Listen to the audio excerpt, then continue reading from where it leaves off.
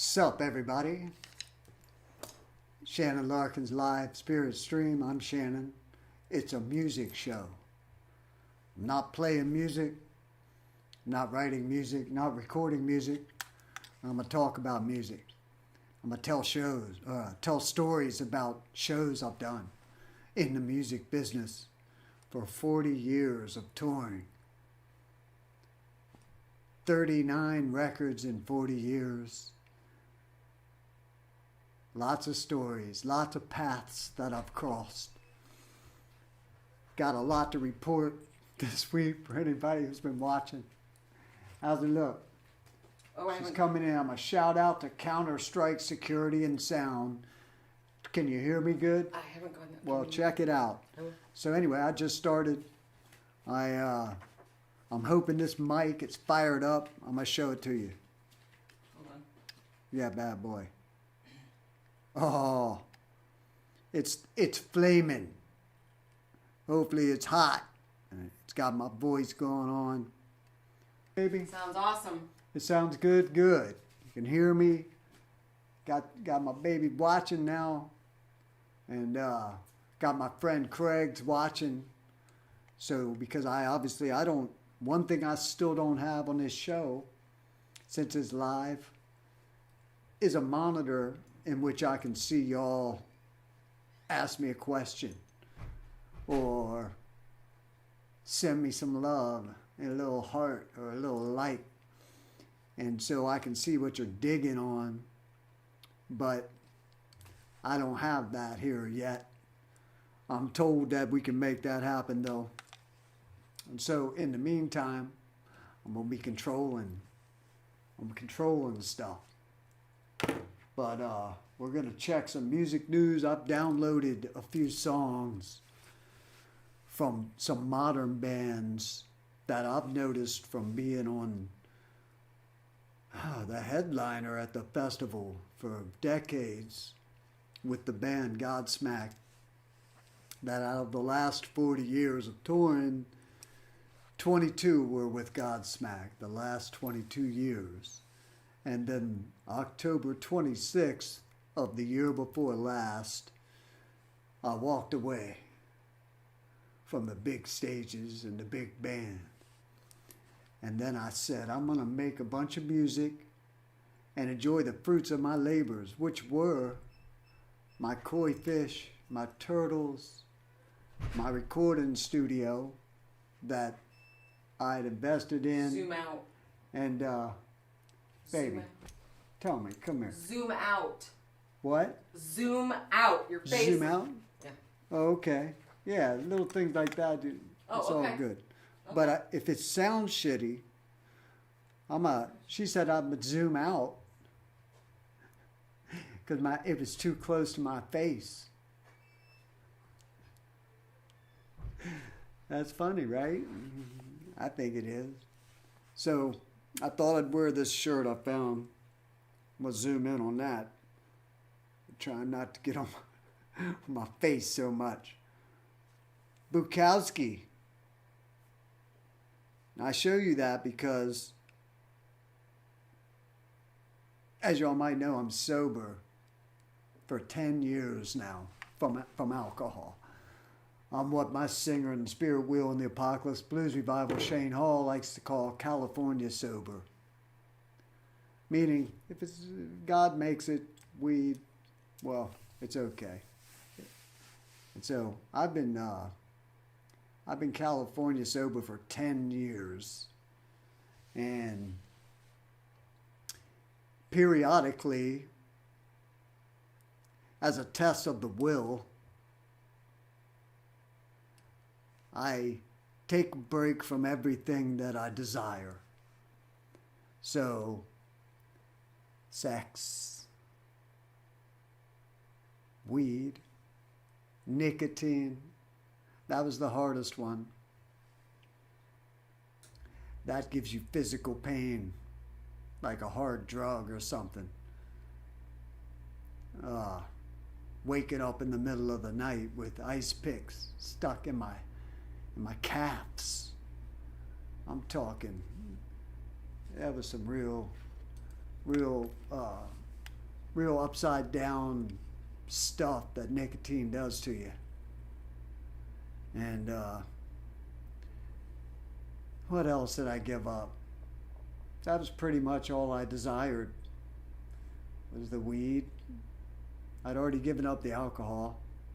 This was just a couple weeks ago. And so what that forces one to do is go inside. Got to go within, and you nitpick yourself. And you try to look at yourself from the macrocosm, and you're the microcosm,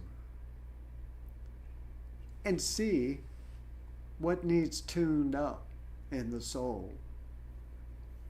And you can't walk around like pissy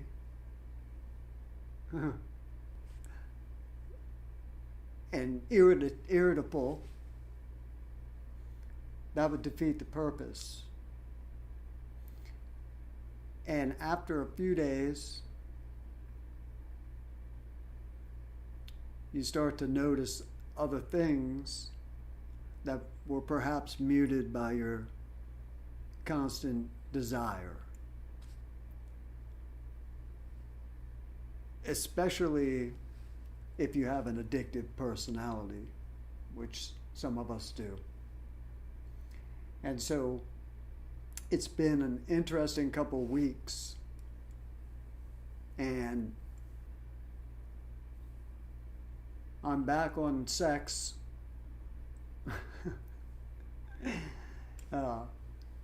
It became the things that you feel like you need. Do you really need them? Or is it just really what you want? And there's a distinction that you have to find inside by just exerting the willpower. Good things can come out of it. A lot of good things come out of it. I call it a magical retreat or a magical retirement. But the thing about it is, it makes you, for instance, the cigarettes. I was done the retirement probably, it's been like 5 or 6 days since that ended. And you don't have to do it for X amount of days. You'll know when you're back in tune, and you'll be able to locate your weaknesses and come up with a plan to strengthen them or get rid of them. So I got rid of the cigarettes. However, the nicotine still has me, and I do allow myself those things you put between your cheek and gum like they used to do in my high school with the skull. That was the thing, man. Back when I went to high school, I didn't smoke cigarettes, and my mom smoked cigarettes. She smoked Virginia Slims, and she would give my sister and I, like, I think it was $1, $1.25 back then. And say, go give me a pack of Virginia Slim. And my sister and I didn't mind walking down to the plaza, and whatever was left over from the cigarettes, we could get some candy or something. But we hated the cigarettes. And we'd be like, Mom, you need to smoke these stinky things. Vagina slimes, we called them. But we'd go down there and buy our vagina slimes. And then I get to high school. In between 15 and 16, 9th grade, Hedgesville High School. It was brand new. And all my life I wanted to go to Martinsburg High School.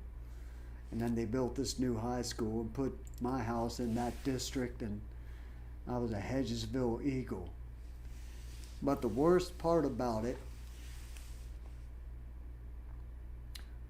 was they had a smoking area. Yeah. Any kids could go out there and smoke cigarettes. And so all my friends and everybody went outside during lunch and went to the smoking section where all the cool kids hung out. And next thing you know, I looked up to my buddy David Darnell, and I'm like, let me rip one of those. And he's like, it's a green. It's a green, Darnell said. I think it was Halk. I'm not sure who handed me that delicious Marlboro Red. And for whatever reason, I really liked the taste of that cigarette. And I bought a pack. And that was one of my very few regrets in life. But I could always blame the school system back then for letting teenagers smoke. Teenagers don't know yet. You know, your consciousness isn't beefed up yet.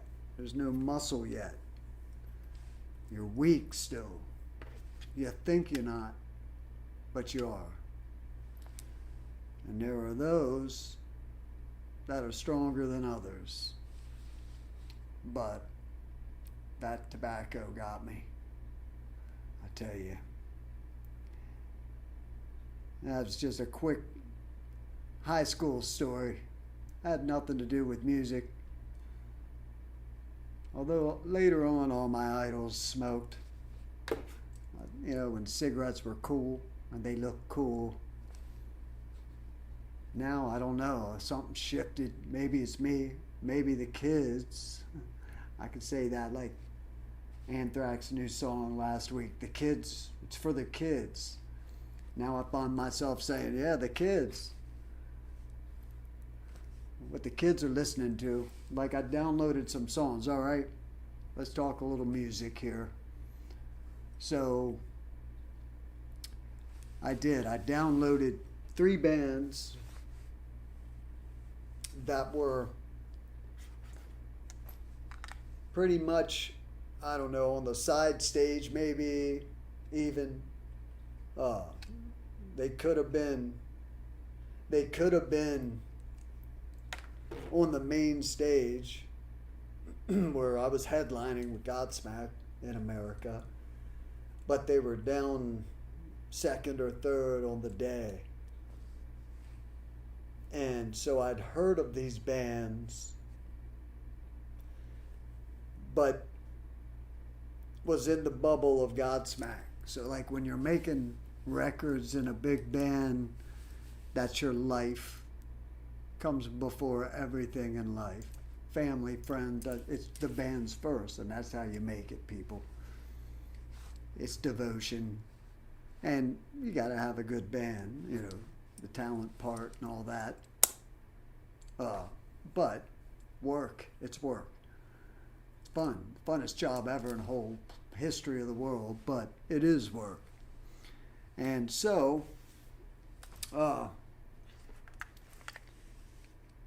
shit, man. I'm gonna get too close to my forehead there. My forehead. Anyway, I downloaded songs from these bands I've been talking about that were, well, now these bands are our headliners I'm seeing at the festival. We're talking about Motionless in White. I've heard the name for years. They've been around probably 15, 20 years. I don't know. I saw them once at a festival.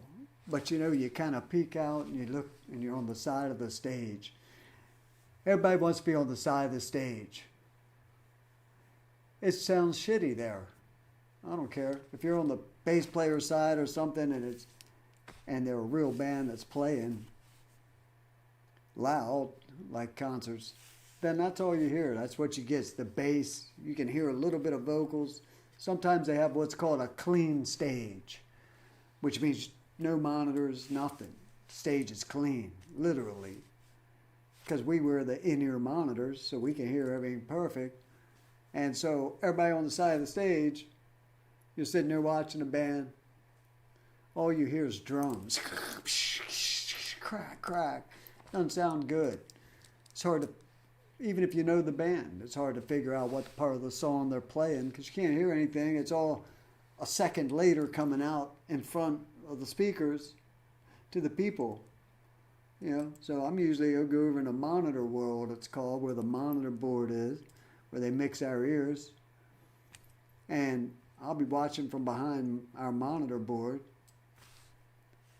And so I can hear a little bit of the key of the song and the vocal a little. It's distant, but you hear the drums because you can't turn drums down. So these guys that have a clean stage, sometimes they don't have to play loud guitars either. It's all loud as hell in their ears. And they have them in what's called ISO boxes, right? They'll put the amps actually in these isolation boxes, ISO boxes. And so the stage is pretty quiet and you can't hear shit. And then, but you're cool because you're standing on the side of the stage. I never got that. So, but playing on the festival, I would go out and try and see a couple of the bands, Motionless in White. But I couldn't hear them. So I know what they look like. And so I'm going to play some of them and we'll get some kind of reaction. And then I will critique it in my way. I'm not a good critic because I like pretty much everything. I think it's because music is just, I respect it too much to not even like something. Unless it's poorly done, you know. But a band like Motionless in White, it's not going to be poorly done. It might not be something that my ears like and I'd buy and listen to, you know, at home. Like I'd listen to Bowie or Floyd or the blues or metal. I still like old school metal. But some of these new bands, they're calling metal. So another which have Ronnie Radke on vocals, and you know, like snippets of live videos where he's going and then singing and doing a lot of different, you know, vocal things, and quite eclectic sounding to my ears. But I've never like listened to a song. And so, what was the other one? Why Falling in Reverse.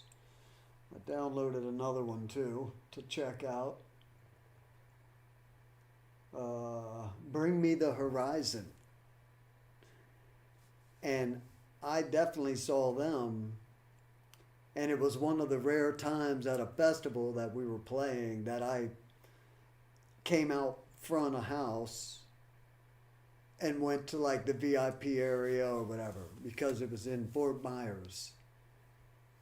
And that festival had one of the giant decks.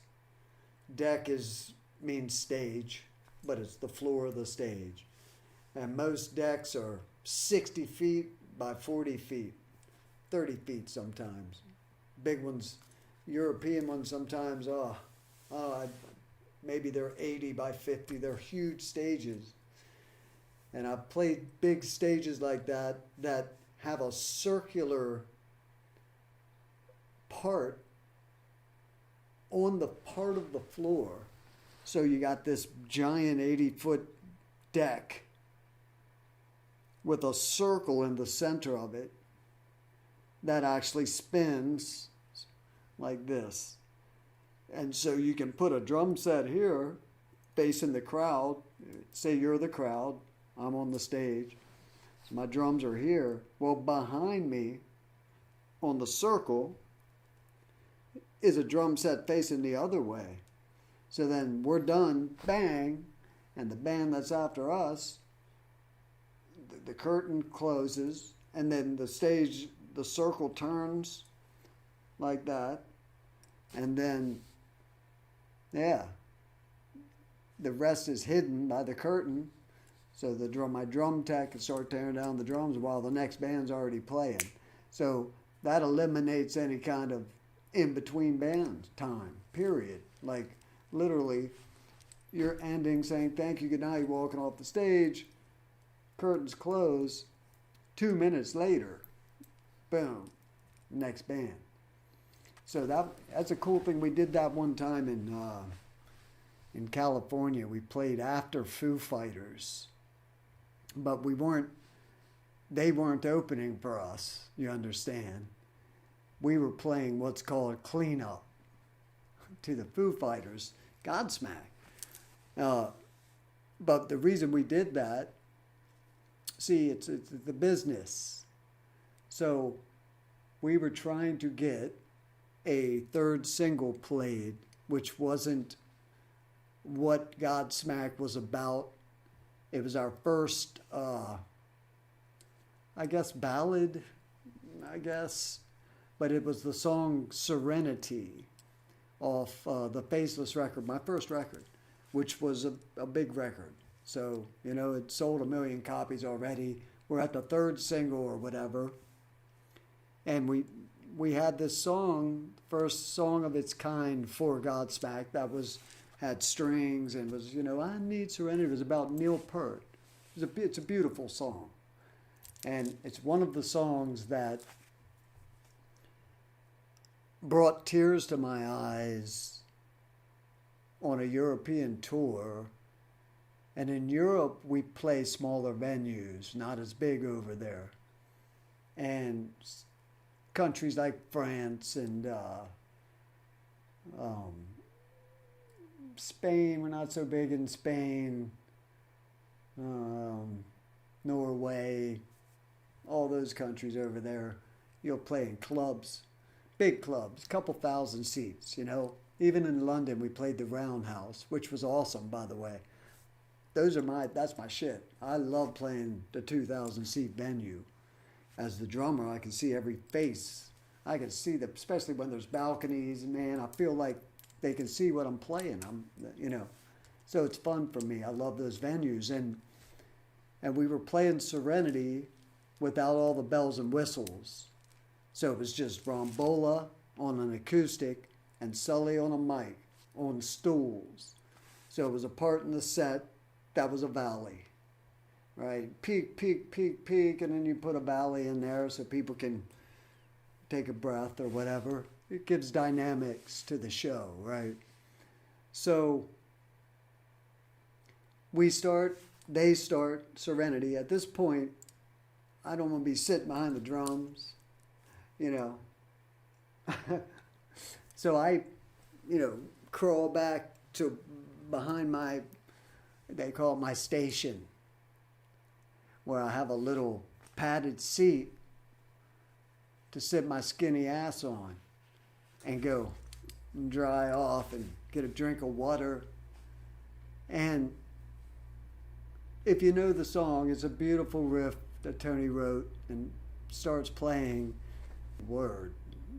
I mean, loud. In reverse, what is it? Bring me the, So I see how long these bands been together. And it turns out they've all went through multiple member changes.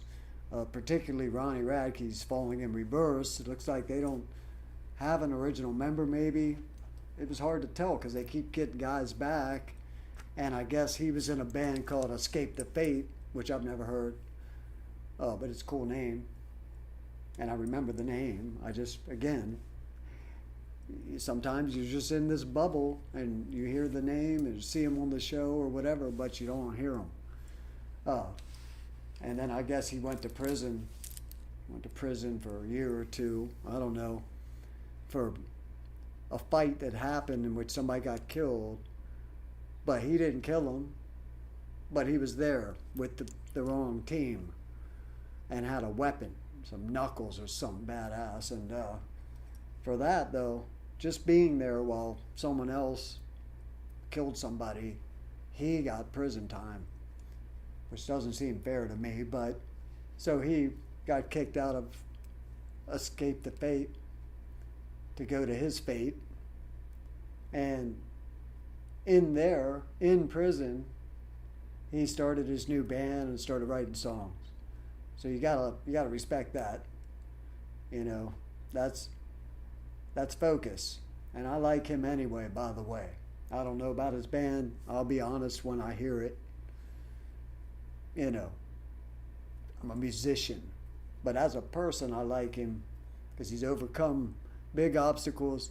He's one of those people, it seems like, just from the little bit of research I've seen on him, that it's not his fault, but he's dangerous. Like Casey Chaos of Amen, the singer. Casey was the nicest, mellowest dude off the stage.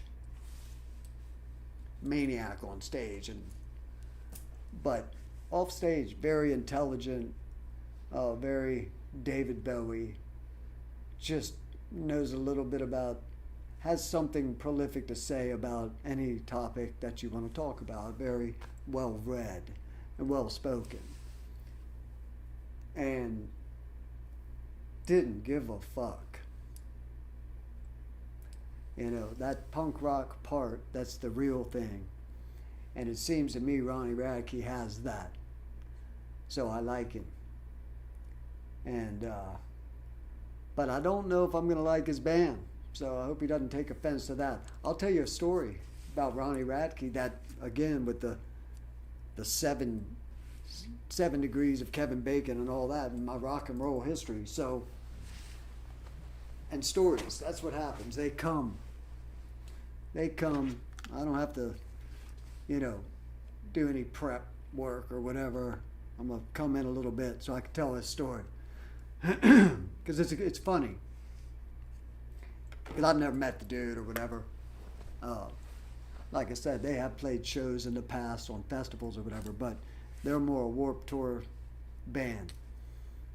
And yeah, doing the research, you know, by the way, these bands are cut from the same cloth as like Black Veil Brides, who are, by the way, a really good band. I don't know. I saw them on Shiprock one time, and I was like, that's Black Veil Brides? And they were like, I don't know, Ramonesy, and you know, they didn't look like the pictures I saw of them. So I think a lot of these bands started out with the, you know, this look that I looked at, and I mean, I don't know. It didn't turn me on. Wasn't sexy to me, looking at these dudes. So perhaps I didn't give them a good listen. Or I wouldn't have liked their music even. I don't know. Because these bands they've been around now for a long time. Falling Reverse, I think 2008 or something like that. That's a long damn career in this business. To lose members, gain members, you know, and still be up there, you know, Motionless in White too. Gosh, you know, I don't know, at least 15 years or something they've been doing it. So we'll listen to them. By the way, y'all, speaking of music, you got to get, you know who Devin Townsend is? Devin Townsend. And he has a record out called The Moth. M-O-T-H, The Moth. And you don't know what to call this. This is beyond, perhaps. This dude, it's very cinematic. It's almost like a soundtrack, but he's known in the past, he played some heavy shit too, and brutal, like heavy, but it's hard to describe, and that's what I like. But anyway, I wanted to plug that because I saw he had a new one out, and I had to go and get it. Like, that's how much I like this Devin Townsend character. I've never seen him in concert or anything like that, but so, all right, we got Blabbermouth up here. By the way, StarNet, they're hooking me up. It's all happening. They got to drill through the wall, and they're gonna put an Ethernet cord through my concrete. It's gonna have to come from my other garage, right, into the studio. So he's gonna drill a hole behind my Impala, out the back ass of my garage. He's gonna take the Ethernet cord, you know. Oh, there it is. And trench over to the back of my studio, over that yonder, over where the shark is. I want to jump the shark again. Don't make me put my camera around. I got time. I'm not in a rush. I'm gonna go and show you all the shark again. Wouldn't be the same without showing you my mermaid. I caught her off the coast of Florida. Gorgeous, gorgeous. And then there it is, the shack. But anyway, right over there is where they're going to come in, where you see those lights hanging in the corner. They'll come in. They got to come through the cinder block at the bottom. And then he said he will put the wire all the way up to the corner of the ceiling there, all the way up over the shark to that corner there where it turns from dark blue to light blue, and then come down. And right there, look at that. That's one of the views. That's the top view of my drums that I'm going to have. And I'll show you this.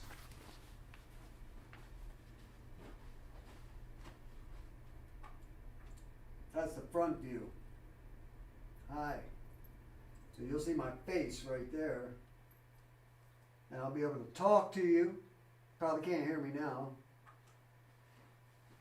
I'll say that again. I walked over there, he might not have heard me. My microphone's right there. Lit. But coming back around, shabam, ultra close up. Look out. I don't know, man. I don't know if I got some latency going on, I don't know. But I had to jump the shark there real quick. Took me off my story for a minute. But anyway, we go back to Blabbermouth. That's where I like to look at music news. Because they got metal on there too. Alternative, metal, and rock. You'll see all your Beatles, AC/DC, whatever. The rock. Living legends. Still doing it out there. Like Voivod. Voivod has a new record. It's called Symphonique. Let's see what they say about it. Oh, no, you know. It says, Astronomy to Me by Pink Floyd, by the way.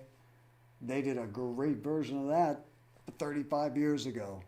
My band, Wrathchild, played show with, it was Testament, Wrathchild America, Voivod, and Sacred Reich. And the MC of the show was Dave Mustaine at the Santa Monica Civic Center. God, 1989. Yeah. Been a fan of Voivod for a long time. See, 40-year progressive metal, they call them, Symphonique, recorded June 4th, 2025 in Quebec City. They're Canadian. Metal. Away is the name of the drummer. Away. Always loved that. And he was the artist too. He did the album covers, the drummer. Away. Away. So he's saying it's the closest they've come ever to sounding like a dystopian sci-fi movie soundtrack, which is fitting. They've always had that kind of, you know, space age looking art, but decrepit looking. He was really good artist. Vocalist Snake, still in the band. Let's make sure the other guys are all the same. And of course, the whole joyous exercise concludes with a magnificent version of Pink Floyd's Astronomy to Mean, an inspired cover in its original form, even more extraordinary in this context. Oh my gosh. It's live. It's a live record. How about that? Wow. Oh, okay. That's why I recognized a couple of the songs. I'm like, wait a minute. There it is. Well, so New Voivod live with Snake and Away. That's pretty rad. Evanescence, my boy Will Hunt filled in for Godsmack on the drums. For the European tour. That was after we left. Let me see something here. Should we listen to some Evanescence? She looks good. Amy Lee. What a talent. It's a track listing. I might not have their new song.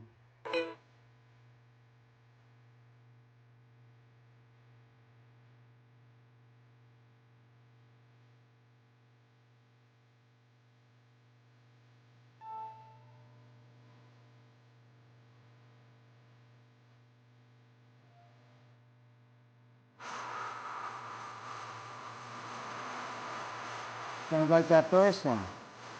They're back.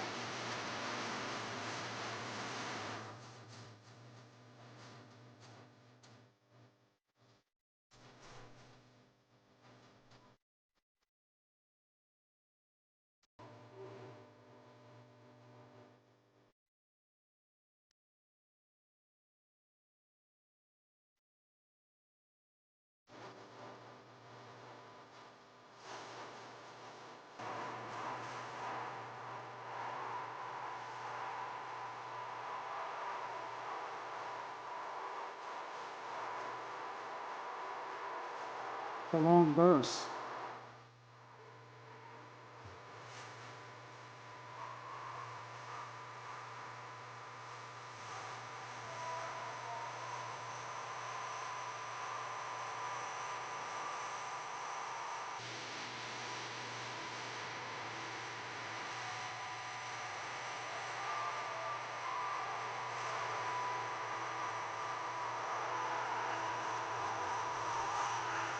Yeah. There you go, people. I mean, if you like Evanescence, it sounds like Evanescence. Her voice is fantastic. She's always had an outstanding voice. One time we were on tour in Godsmack, and we ran into Evanescence several times. One time in Japan. We happened to be in Japan, and we saw they were playing, and went out and saw an Evanescence show. And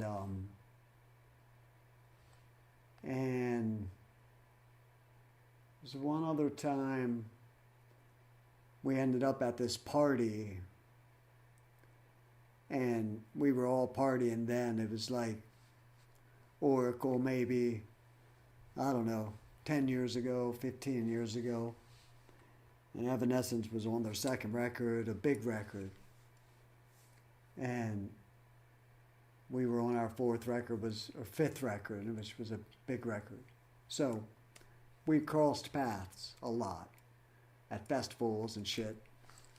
And so one of my Evanescence stories that I'll tell the one that involves Amy Lee first. So everybody was drunk at this after show party in this big ass like bar. And all the bands from the festival were all like there. You know, like you just see all the bands everywhere. And so the local band that was playing, a cover band at the bar, you know, said, hey, anybody wants to come up and jam? So all the, you know, all these rock stars, you know, all started jumping up and playing cover songs, you know. And it kept going on and on. And Sully was up there singing, and, you know, Amy, God, I can't remember all the bands that were there, but all, you know, different musicians from different bands on this festival tour. And, you know, Stain maybe was there, and there were just a bunch of bands, cool bands. And so, but that night, for whatever reason, I was just kind of chilling back at the bar. And I feel like getting up and jamming, you know. Sometimes, you know, just don't feel like getting up and jamming. And Amy got mad at me. And she was like, you know, because she came up and said, hey, come and play Stairway to Heaven or whatever the fuck it was. And I was like, yeah, I'm cool, man. You know, I just want to chill. And she was like, no, come on. I'm going to sing whatever it was, and I want you to play it with me. And I said, oh, man, you know. And I probably should have just done it, you know. Because like I said, we were all partying. She was partying. You could tell everybody was lit. And I saw it irritated her. But I kind of just stood my ground and turned away or whatever. And she gave me it looks like a kill. But then I saw her later in life, and she was like, hi, back to normal. So she probably just had a good buzz going, and you know, maybe she thought I was being like that rock star guy. Oh, he don't want jam, you know, too cool for school. When really I wasn't. I just didn't feel, I wasn't into it that night, you know. And so that's my funny Amy story. But I've seen her many times since then after that. That must have been 15 years ago. Like I said, their second record, so she probably doesn't even remember that. But then their original guitar player, Ben was his name. And it was another festival situation. And this time I walked up on the side of the stage in Monitor World on the deck. So you guys learning this shit. And, you know, when you're the headliner too, like your monitor, it's set. And then all the other bands have a different monitor. But your monitor's already there. So you have your area where it's your world. Like, so I could go and I don't have to, like, you know, I don't know, feel weird being on the side. I can go over and behind our monitor board and be like in a spot. Like I always got a spot. If you're the last band on the stage, you always got a spot to go see the other bands if you want. But again, that side of the stage sounds shitty, and you know, you're definitely not doing it to be seen on the side of the stage like some fans or whatever like to do. You know, it's a big deal or whatever, I guess. But so I'm over there hiding in Monitor World, and on stage in front of 20,000 people at a festival, Ben, the rad guitarist, their original guy, he walks back, he's jamming, and he goes back to his amp, and he looks at the top of his amp, and I see him. I happen to be looking at him, see him turn around, he goes back to his amp. He stops playing. He picks his phone up. His phone was ringing. And he's like, and boom. And I had to approach him after the show. As soon as they were walking off the stage, it was still daylight and shit. And we were the headliner. He knew who I was and stuff. I'm like, Ben, man, what's up? I go, I gotta ask you, man. I've never seen that before. who would you pick up your phone for? He said, oh, it's my dad calling, you know. I told him, hey, Dad, I'm on stage right now. I'll call you back in a half hour. Yeah. Yeah, you know, priorities. You know what I mean? And Ben picked up for Dad and said, I'm on stage, Pop. Anyway, I always liked that story. But yeah, their new song sounds great, man. You know, they should put that rapper guy back in the middle of that. It sounds like their first hit to me. Let's see. What do we got in the news? Serge Tankian and Tom Morello talk inspiration for new collaborative single, Adjourn It. Adjourn It. Adjourn It. Chord is adjourned. And their new song's called Adjourn It. We have to learn how to stand up to fascism in the right way. And I think they think that we're all fascist in America here. I'm not sure. I'm not going to go into politics, but those guys are kind of weird, I think. You know, for whatever reason. They think I'm a fascist. What's this? All right, let's see what else we got here. Come on, man. Music news, right? News. Let's see what their headline is in news. Because this says latest news. All right, news. Arrived in a tank at a Sweden rock festival.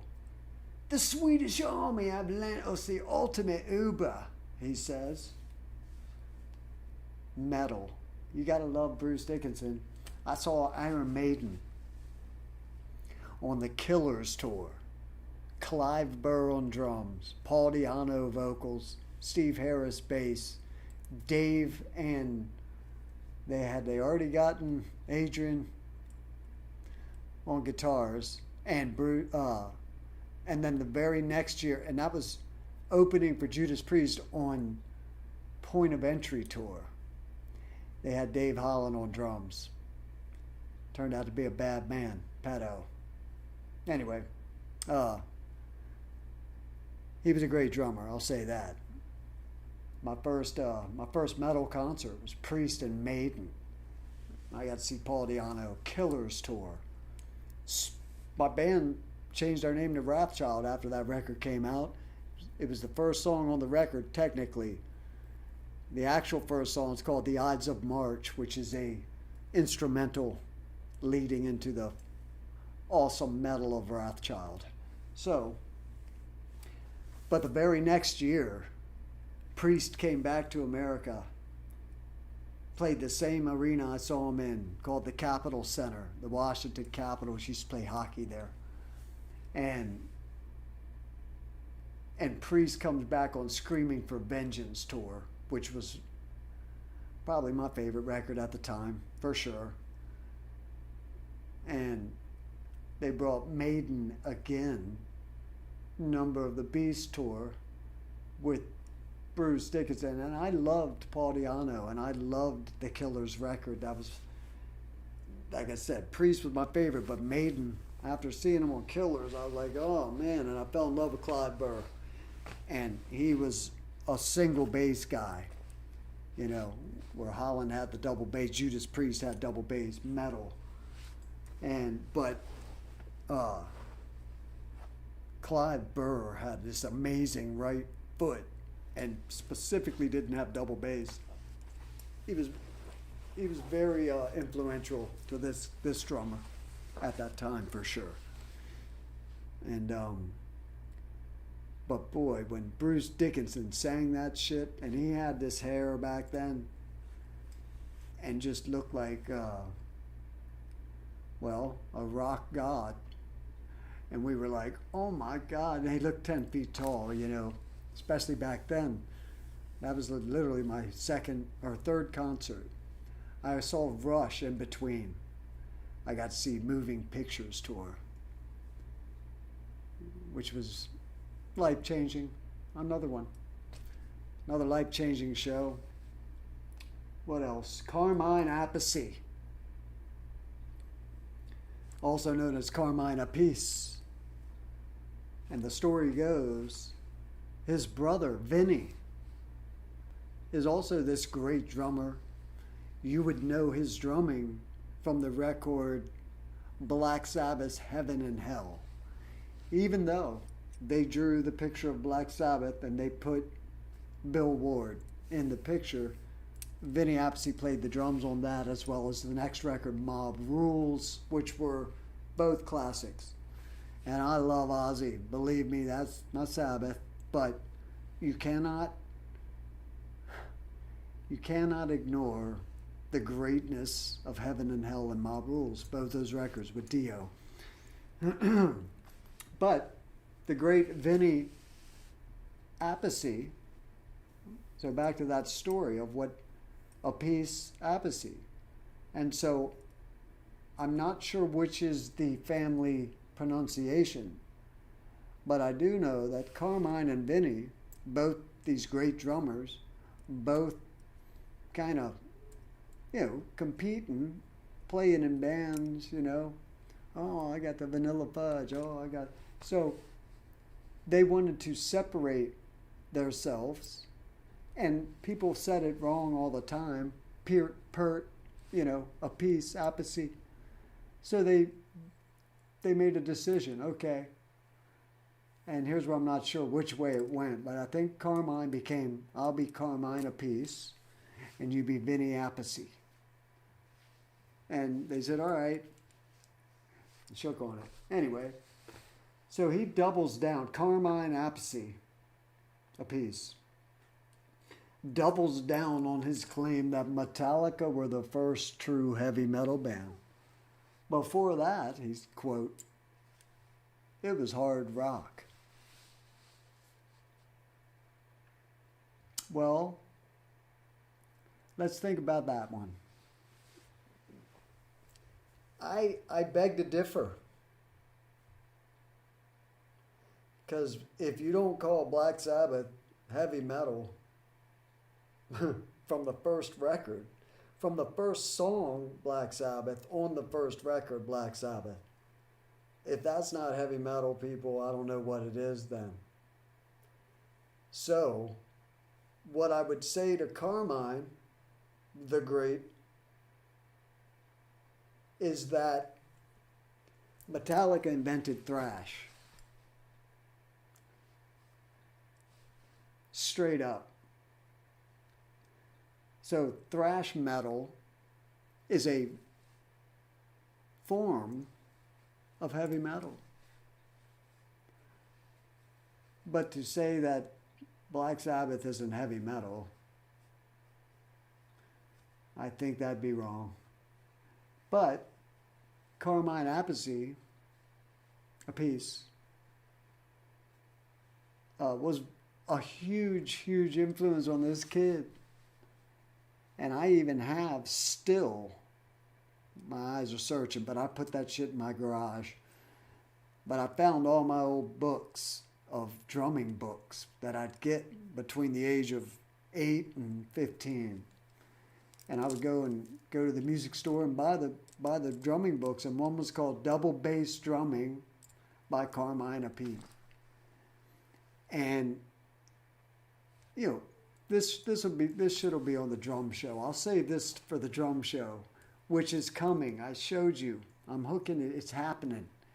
Now I just got to get this Starlink Ethernet cable put through the wall, and then the last step of that whole scenario before I can do the drum show is once that Ethernet cable's through the wall and it hooks into my Black Magic Design ATEM ISO Mini Pro streamer, broadcaster, specifically made to stream live, then I need to mesh the Starlink signal from my garage into this studio. And once I get that second router in here that's receiving a full signal, then I can plug the Ethernet cable right into the back of the router 2 that'll be in the studio.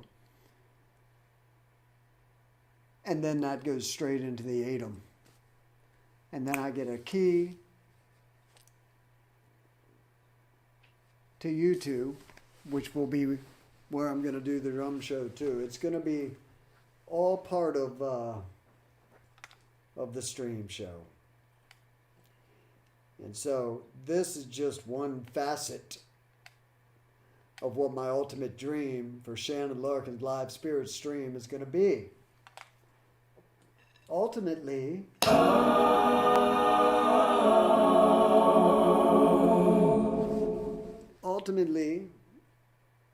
I will do a drum day, and I'm going to continue doing this show. I feel like music is my life. 40 years in the business, I've sold millions of records and all that crap. I think that I'd be bored to death, and so many people, I tell these stories. I've been telling these stories that I've lived through, where the strangest people I meet, from actors.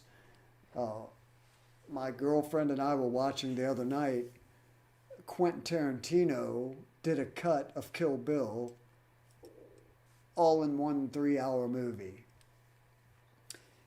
If you guys like movies and Quentin Tarantino movies specifically, you'll know Kill Bill was parts 1 and 2. And they were they flash back and forth in time with the stories of the assassins and the bride. And he made a movie and just spliced it all together, man. And it's brilliant.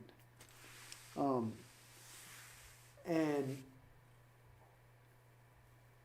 as we're watching that, she fell asleep. My girlfriend fell asleep.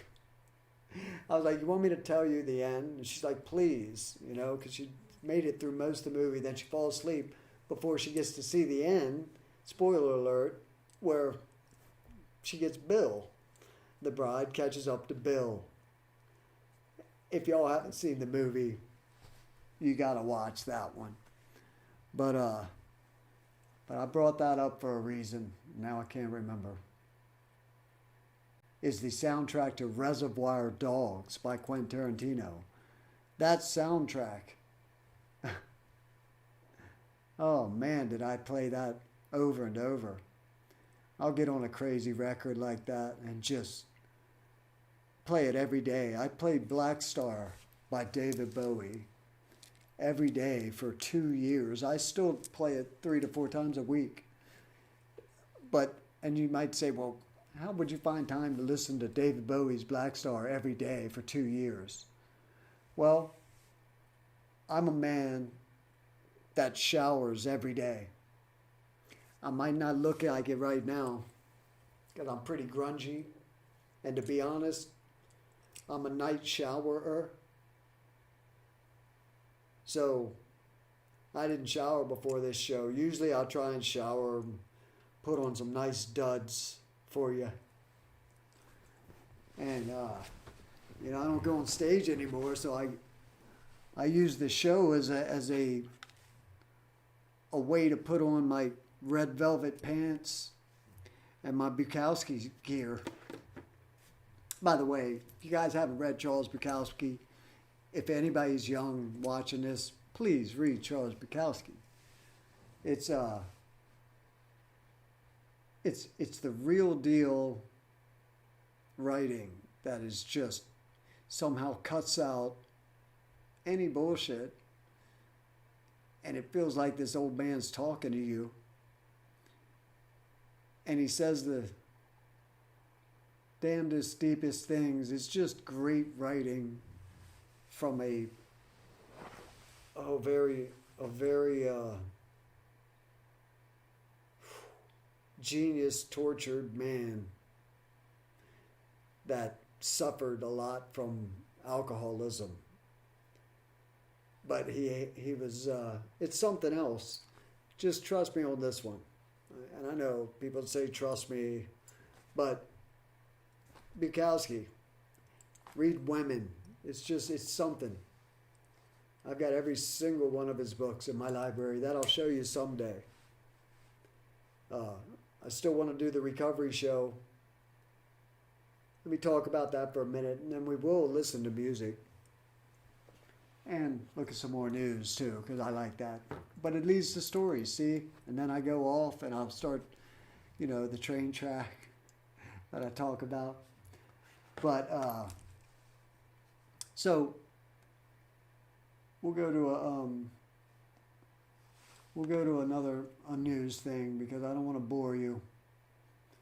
I'm going to save some of my stories for Drum Day, and I think I'm talking about drum stories here. Uh-oh.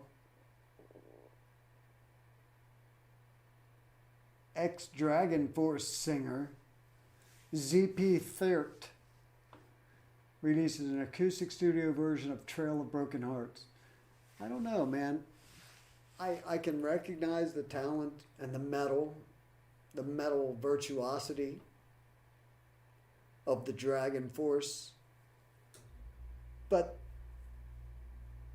it doesn't float my boat to listen to for pleasure.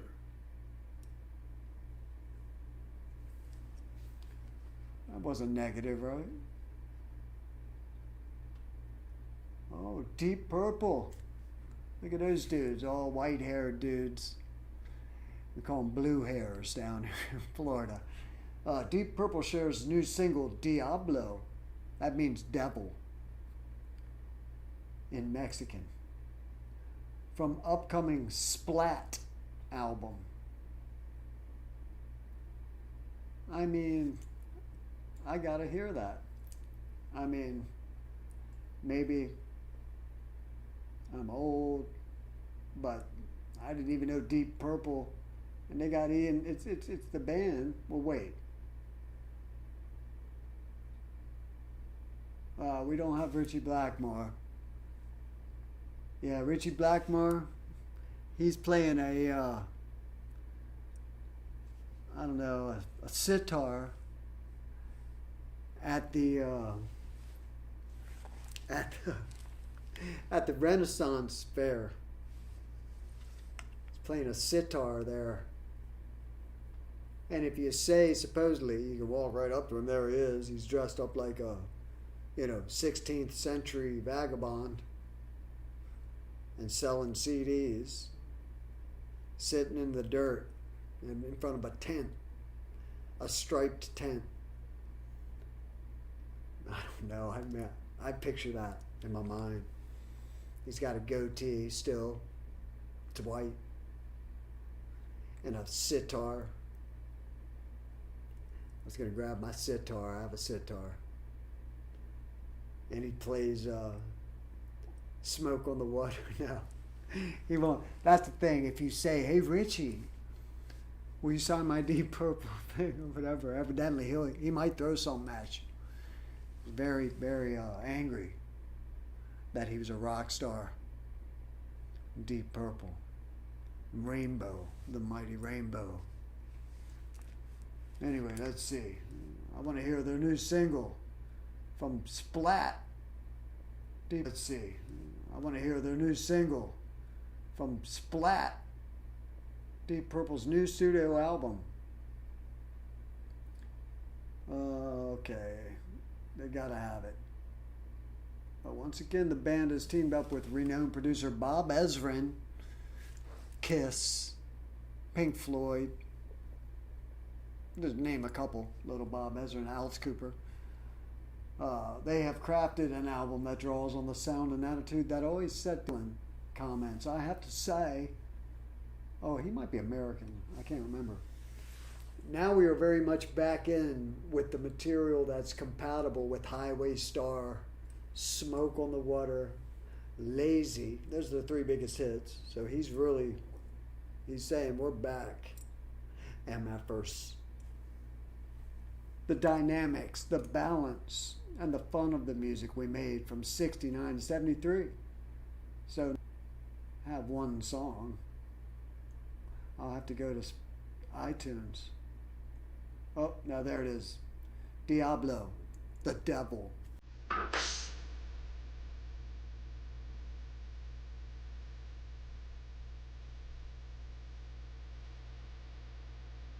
Sounds like you could.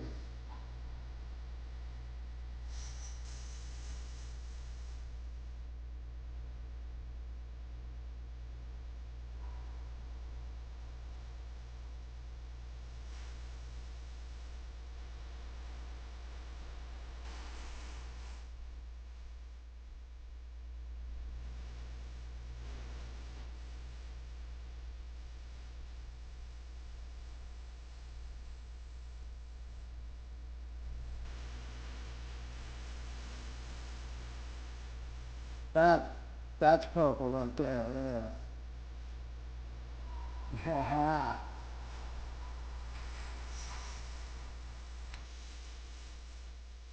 Yeah, there you go. Like if you like Deep Purple, I'll get that record. Yeah, they're old, but it's like the Stones. That last Rolling Stones record, that's the best Rolling Stones record since Some Girls. I'll say it. I was blown away. Like the year before last, Stones dropped that new record. Not the newest new one. They're doing a new one, I think. Which I'll get that too, because it doesn't matter if they're old. If they reach inside and go back, like he said, we're trying to really grab that 69 to 73 feeling of Deep Purple with the dynamics and you know, you're trying to sound like yourself from a different age, then that shouldn't be frowned upon. Work of your career, probably. Then, like the Stones, man, when they put out that record, I mean, you know, you go see a band live, like that Stones record, you know, I love that record, the whole record. I jammed that record. I played that for weeks till I knew all the songs, you know. Great Stones record. It's just as, like I said, just classic.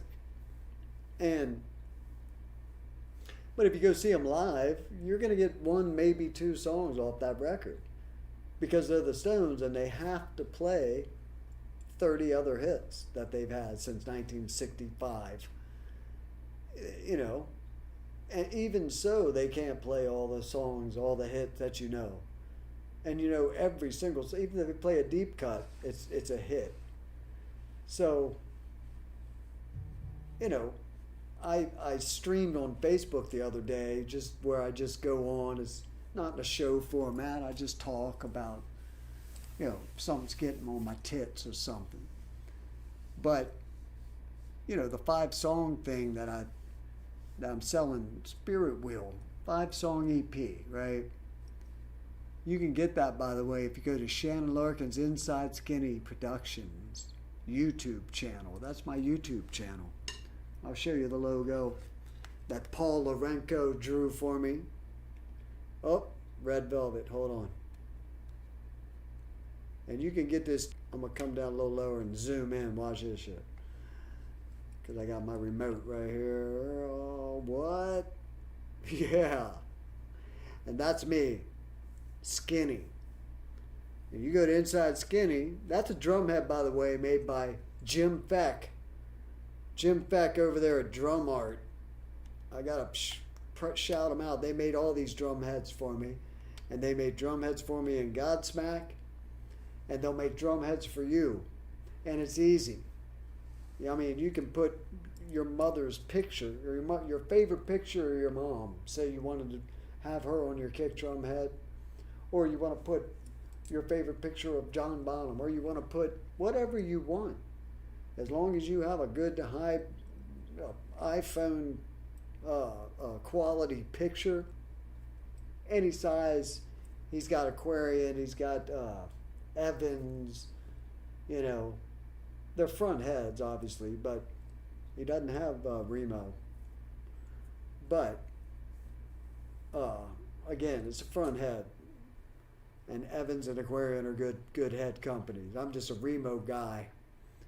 I always have been. So, but Jim Beck, drum art. Get yourself a Deep Purple drum head, man. But anyway, yeah. So I'll get that record. That's dope. I think old bands. Oh, that's what I was going to say about the 2 songs per set. So the Stones, I'm trying to picture them because I made 40 records. And so I'm picturing these dudes. Mick was 82. 82. And I'm trying to picture him in the studio as I'm listening to this record. And he sounds like he literally sounds like he's back in some girl in his 30s again. And just the attitude even and the whole thing. And I'm picturing Keith Richards and I'm picturing Ronnie Wood there. And I'm thinking that these old dudes, man, in their 80s are probably thinking, you know, we're in here making a new Stones record. We got to tap in to our younger self, right? And they didn't say this like in the press. This is me imagining these dudes in the studio, these musicians. They're human flesh people just like us, but to me, they're like unicorns. And I picture them and try and picture them in creating that record that I loved, that reminded me literally of records gone past. Stones records that I loved and adored. And I bet you it was just said by Ian Gillan. He said it, but I bet you the Stones did the same shit and tried to tap into that feeling. And you can do it, people. Go backwards in your mind, shut your eyes. If you're drumming or playing guitar or singing, and you can, it's like a time machine.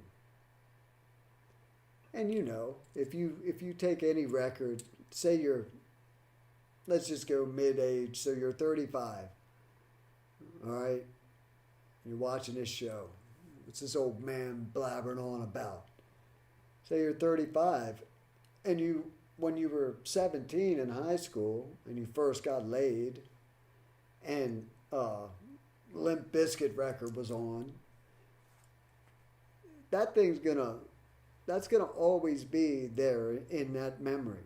That song, or the band, the record you were playing at the time, becomes part of that memory. So the music is part of that memory. And so, 15, 20 years pass, you find yourself 35, and you hear a song that you hadn't heard in 10 years or something. Boom, that moment comes right back. And you've tapped into that youth, your youth, right? And so I feel as musicians, the Stones and Deep Purple, obviously, on that song, were able to tap into their youth and their young selves and recreate it, knowing that they only have to play 2 songs off the new record anyway. So all those songs were Mick's really singing like he's 25 years old, and I'm like, wow, well, he'll be able to do that live at 82 years old, 4 nights a week or whatever. He won't have to, because those are all, unfortunately, with the full-length record, B filler songs that you'll never hear again. You'll hear them on the record as many times you want to play them, 1,000 times. But you go see the Stones live, and you only hear maybe one song off that last record, if you're lucky, because they got so many other songs. Same thing with Deep Purple. But anyway, that sounded really good to me, these ears. Oh, I guess it is. So, ex-Guns N' Roses drummer Steven Adler, nice man, I've met him. I met Steven Adler backstage, standing behind Neil Peart's drum set with Sully Erna, the singer of Godsmack. And we were hanging out at that show, weren't playing it, It was the second to last show that Rush ever played with Neil Peart. And it was in California. The last show was at the Staples Center, I think. But we saw it the night before, second to last show. We did that purposely, and we got to meet Neil. And we knew if we'd have gone on the last show, we'd have never got to meet Neil. Because it was a clusterfuck, and everybody was there. Everybody wants to go to the last show. So we went to the second to last show, got to meet Neil, and saw Getty and Alex, who were super cool. But I found myself with Neil Peart's drum tech and Sully Erna, and he said, "Hey, you guys want to go and sit behind or look behind, stand behind?" And you get to sit down behind him. But the kit from All the World's a Stage, the Chrome kit. And we were like, because that on the last tour, they did the time thing where they started with the new stuff and then worked their way back all the way to where the last thing you see, it looks like they're playing in a high school gymnasium, But there was a section before that was like from 2112. And that drum kit, the chrome one. So anyway, it's broad daylight. The kit's right outside on the riser on the stage. I walk right up to it, man, like standing right there. Get pictures. We took selfies and shit. And then I hear, hey guys, And it's Steven Adler. And, so he was tripping too, like, oh my God, the kit, and we were all just... And so he was really nice. That's the only time I ever met Steven Adler. But look at this. Steven Adler hospitalized after stabbing himself. So I gotta see. He was rushed to the hospital after stabbing himself at his home. So he was home. Let's see. Someone has sustained a self-inflicted stab wound. I'm hoping he didn't stab himself purposely. I'm hoping he was running to, cut a t-shirt sleeves off his new t-shirt. And he had a knife. He fell and he accidentally stabbed himself. So let's see. Non-life threatening. So just a flesh wound. Let's see. They confirmed that they were called to the address, the LA Fire Department. I don't know if I'd trust the LA Fire Department. Anyway, no one else is suspected to be involved in it. That's all they're going to tell us. And now it's on about his Guns N' Roses career. So what? Did the dude fall on his knife, or did he suffered a stab wound to his stomach? So they just don't tell you. That's what they do. That's called a clickbait headline. Stabs himself. So you think, oh my gosh, did he try and kill himself? Or did he fall on the knife and it was a big accident?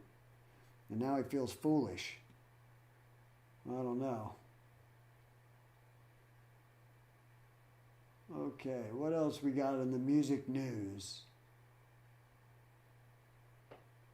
We'll go back. Speaking of, the Rolling Stones and FIFA unite ahead of FIFA World Cup 2026 in landmark celebration of football, music, and culture. That's cool. Testament's Chuck Billy beat cancer.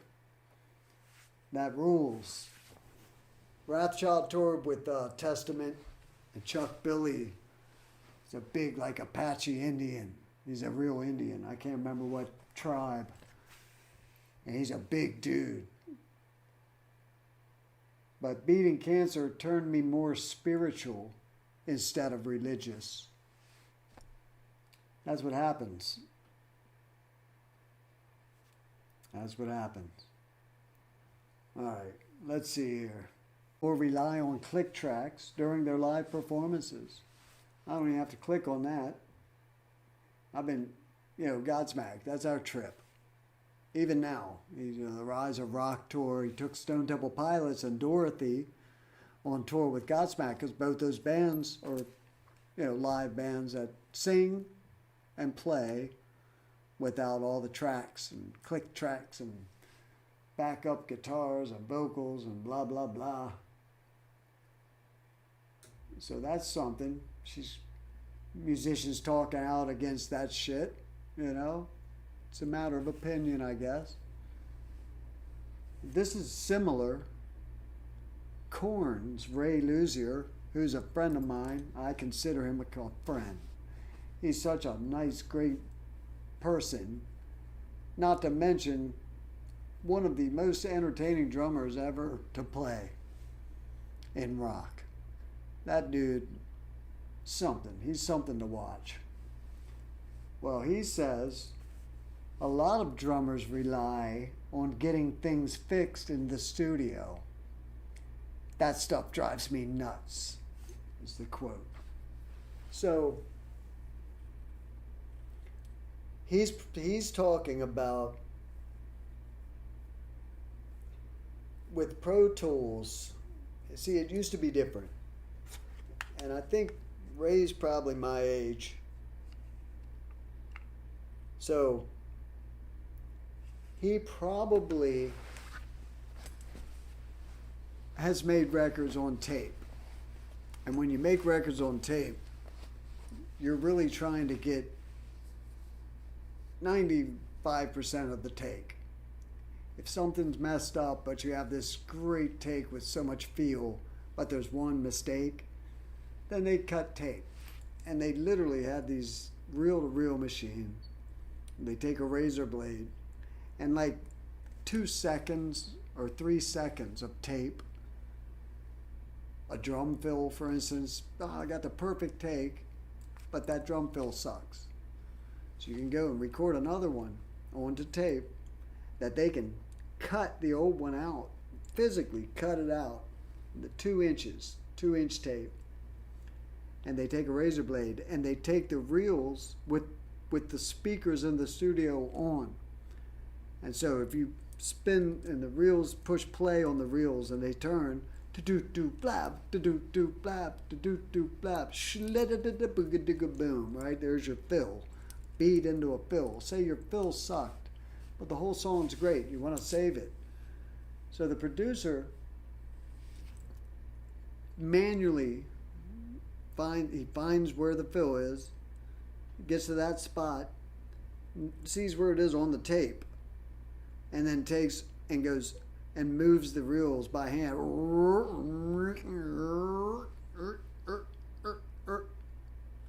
and finds the right spot, and they take a razor blade and then a 3-second little fill was about 5 or 6 feet of tape. Crazy. And Ross Robinson, when we were doing Amen Records with Ross Robinson, the great Ross Robinson, producer of Korn and Biscuit, The Cure, all these great bands that Ross is, great producer. Amen. And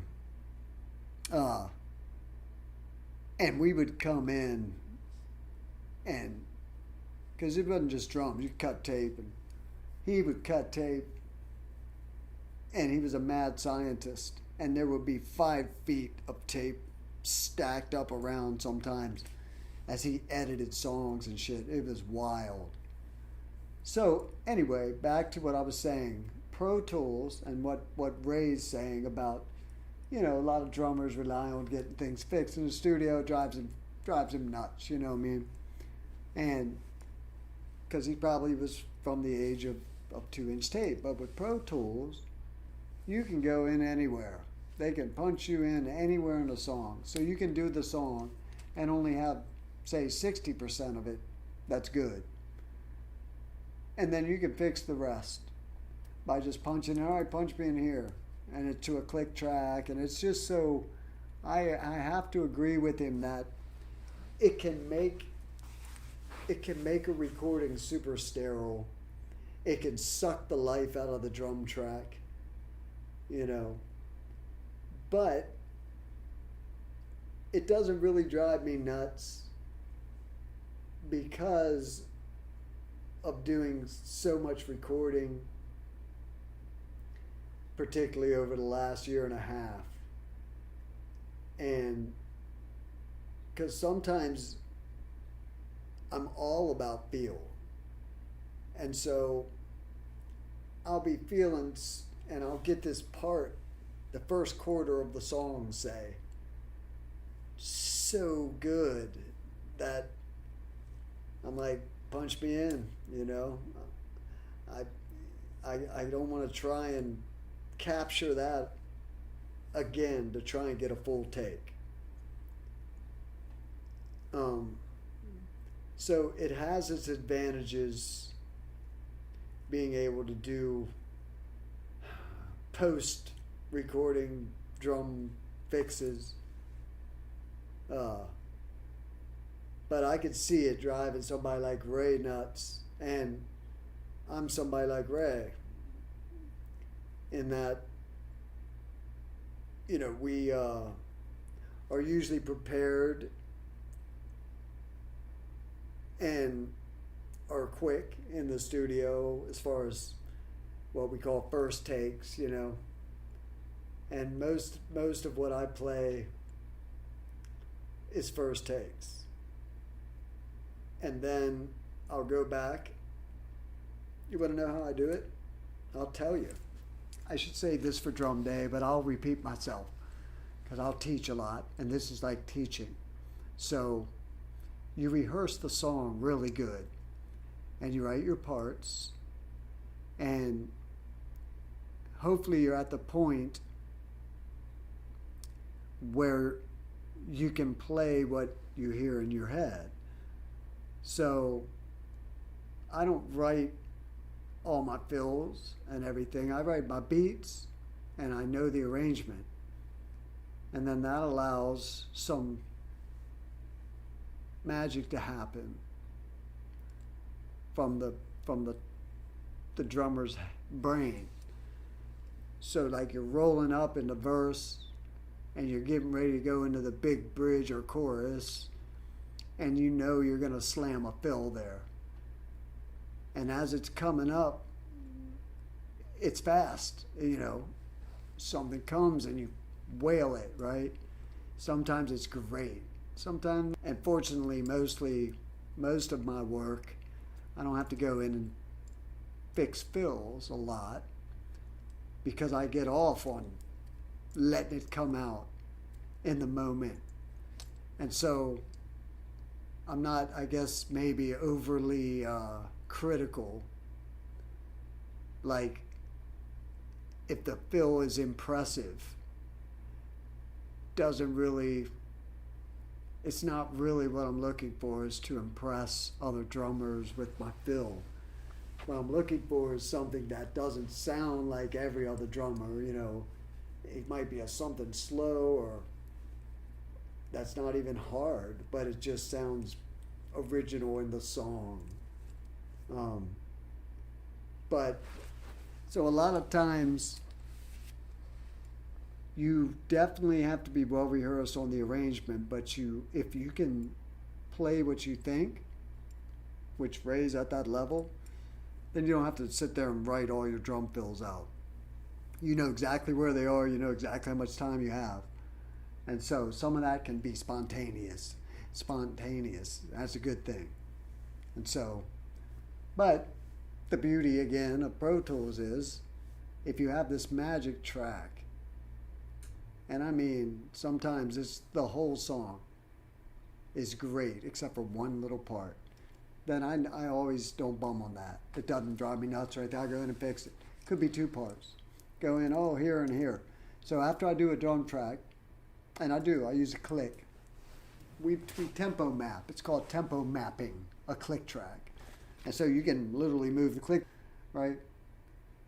But the chorus, 98, it seems really slow. Let's bump it up 3 to 101.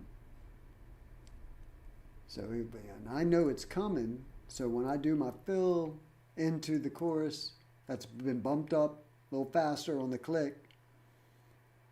I know it's coming, so I lead and speed up just a little bit on the fill so that when it comes in, it flows like water right into the chorus, right? The listener, they don't hear it. But what they do feel is the pick up in tempo and energy that you have brought it up. And then after the chorus, you're going to go back to verse 2. You want to pull it back again to where that groove was perfect, right? So the click is the drummer's friend in the studio. But just like when you're learning to play drums, meter is the most important thing that you want to learn first. A good teacher will tell you that.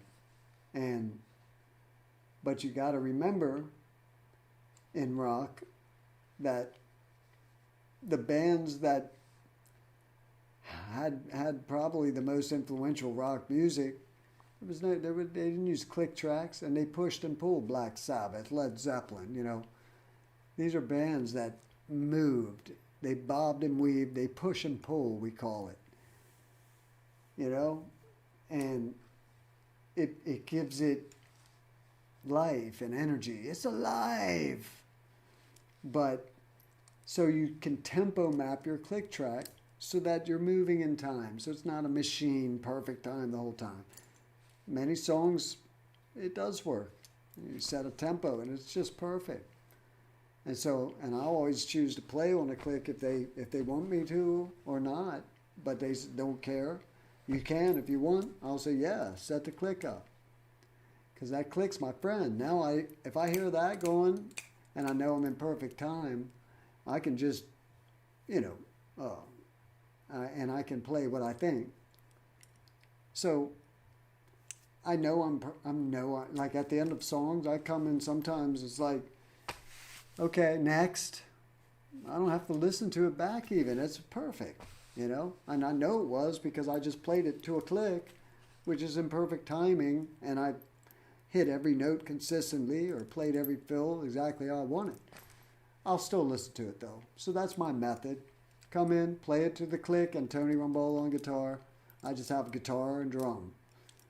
And vocals, if the singers are there, then I'll have them sing too, because I key off that with fills. I'll try and fill a space. I'm done the track. Then I go in to the engineer. I take out everything but the drums and click. And I sit back, I roll it, and I listen to my drums interacting with the pushing the click track. Sometimes I might be able to play with the click without tempo mapping it consistently. It's a move. It's something you can practice and get good at. And you can play right on top of a click, or you can play a little behind the click. So in my previous example, in the verse, say the verses should be a little more laid back. Without tempo mapping, I can push the click in the chorus and play right on top of it, where I'm rushing it. But consistently, if you're a great player or experienced player, you can do it. If you practiced, which I practiced people, the first, from the age of 8 to the age of probably 16 was just, I'm talking, that I would read in Modern Drummer or see, I would practice, and I would have to try to at least do that. But anyway, I can see where Ray would be driven nuts a little bit by that, you know. Oh, let's see. Candlebox, Kevin Martin. So I played in Candlebox. Happy Pills, their third record, which is an amazing record, by the way. Go on iTunes, look at that. It's really great. I mean, it's my favorite one. It is, not just because I, got the honor to tour, 2 tours, they're American tours on that record. But it's great. Dave Cruzen plays the drums. He's the original drummer of Pearl Jam. Played on the first Pearl Jam record. I guess he had some issues, I don't know, drugs and alcohol. It was Seattle, people, who knows. But it was lucky for me that he did, because next thing you know, I'm getting a call from Candlebox. He's gone. He fell off the wagon and went to Tahiti or something. I don't know. Wherever rock stars go, great drummers go. He's great. And yeah, I get a call, man. And I had to audition too. I was in Amen at the time, but we had time off. We just finished a record. It was just one of those things where the timing was perfect. Oh, and the manager, his name is John, big man. He also managed my band Amen at the time. He managed Guns N' Roses, Amen, and Candlebox. And so Amen, he knew, had just finished our record and had like 2 to 3 months off for the label, which was Virgin Records, to set the thing up. So they need time to, I guess, emotional like events that they launch your record, with all these, it was a little different too. It wasn't the internet wasn't what it is now. There was no streaming and shit to get the word on the street that the new Amen's coming, or the new what off, or whatever it was. And 2 weeks before Candlebox's tour, John calls me, the manager, and says, "Hey man, you'd be interested in going out, and they pay you. You got to learn, 15, 16 songs set or whatever, but do you like Candlebox?" And I'm like, "Yeah, dude, I like Candlebox. I know that much, and I would, yeah, it'd be an honor." And so I went down, L.A. I lived in Santa Barbara when I was in the Amen years. And I drove down to L.A. to a studio that they were in, like an SIR studio or whatever. I did my thing, a Blur, making love to the drum. And they were like, "Damn." But I remember this. I'll tell y'all some inside skinny about that audition. Was the single, the first single on the record, was the title track called Happy Pills. And 1, 2, 3, 1, 2, 3. So 1, 2, 3, 4. 1, 2, 3, 4. But this is 1, 2, 3, 1 on the hi-hat. And I was having trouble with it. And I didn't really even hear that that's what it was doing. So I was kind of going and following my right foot with my right hand. Which Kevin Martin, the singer of Candlebox, is also a great drummer. Go figure. Like Steven Tyler, a lot of the singers, or I'll say really good. I don't know if he's great, he's not a drummer, but he's a really good drummer. And he wrote that beat. It's one of the beats he said, "That's one of the ones I wrote, and you're playing it wrong. And it's the first single." Because I said, "Well, no," and I said to him too, I go, "Well, yeah, I don't know." And he said, "Yeah, it's 1, 2, 3, 1, 2, 3. And the beat goes, you'll be able to hear this.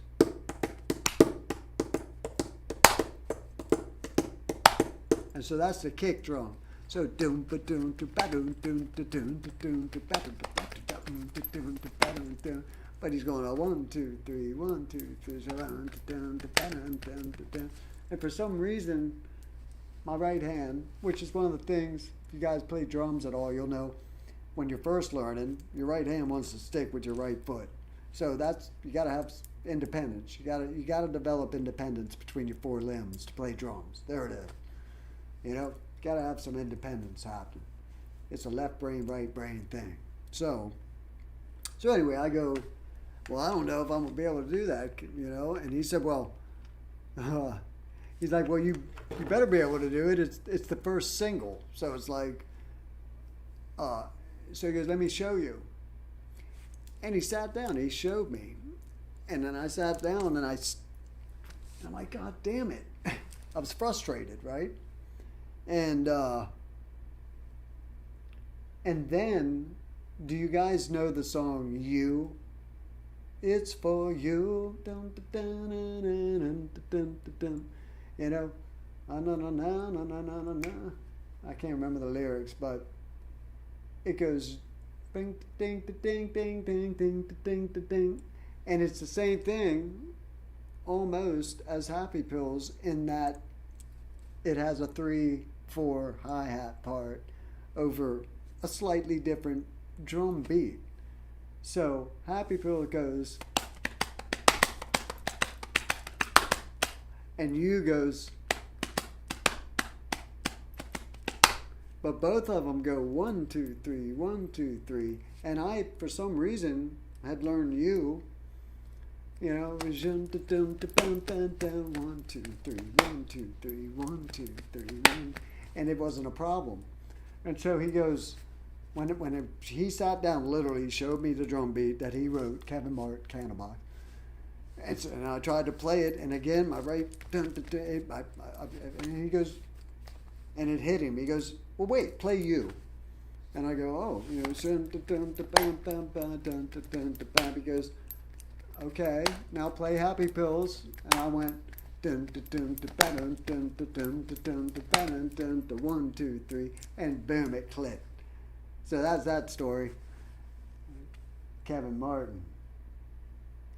So he says, well, look at this. He says, I don't believe in releasing full-length records anymore. I think it's a waste of time. People, what have I been saying about this thing, and Inside Skinny, 5 songs for 5-song EPs, and about ADD in this world, and how, you know, now they'll release, even if you're The Weeknd or, you know, Bruno Mars, you release 2, 3, 4 songs, and then maybe you drop a whole record, but the kids don't buy the record. They'll buy those 3 or 4 songs, you know.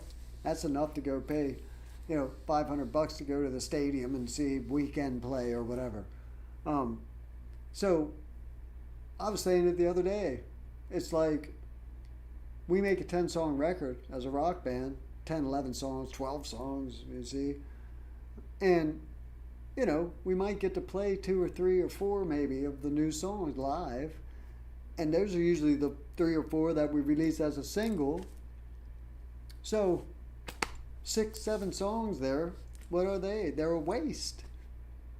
Especially since the long-form, long-playing record has kind of gone away with streaming. Now kids will stream songs. I know I say kids, people stream songs and not a whole record. You know, the laying down on your bed or on the couch in the den with headphones and a jubie and listening to, taking a journey with a band for 45 minutes, 50 minutes of 10, 12 songs, and listening to the whole record, taking that trip, being inside the mind of these musicians. That's the way of the dinosaur now, it seems like.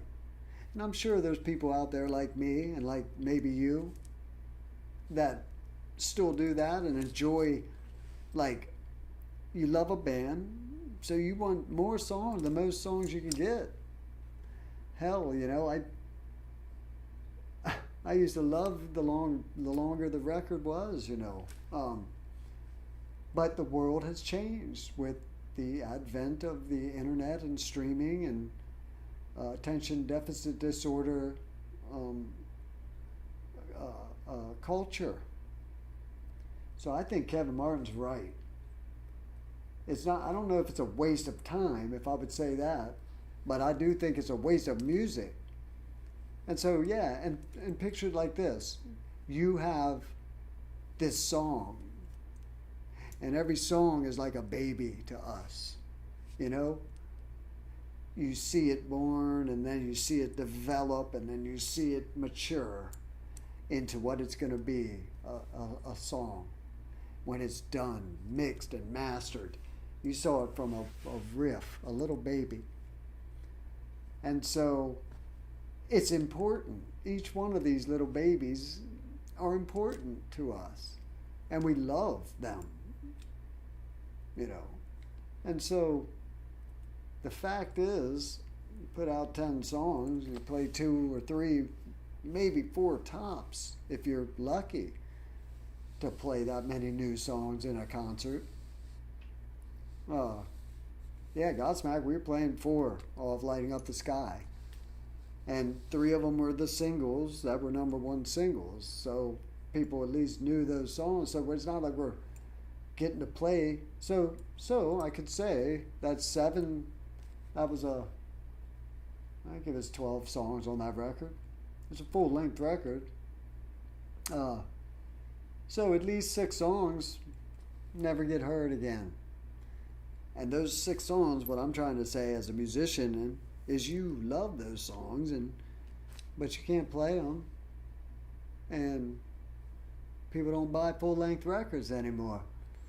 You know, they don't. If you look at just like how many gold records happened last year. A gold record is 500,000 sales of the whole record, not a song. You can have a gold single. I got 4 of them hanging in there. Songs that just go gold, 1 song off the record. But that doesn't mean the record goes gold in this day and age. It used to. If you had a gold single and it's a single, your record's going gold. But times have changed. It is what it is. I'm going to see what he had to say about that. But preach it, Mark. Really wants to release full-length records. I don't believe in releasing records anymore. I think it's a waste of time. I think you just release a song when you've got it. Get damn record. How many is sold? I don't know if it's sold. It probably didn't go gold. Not for sure. I mean, what's the point? People just want music. They want new music from the bands they like. And my opinion is release 3 songs and do another 3 the next year and another 3 after that. So he's even went farther than what I'm saying about 5 songs. And let me explain myself on the 5 songs over 3 songs that Kevin, because that's a great idea. You know,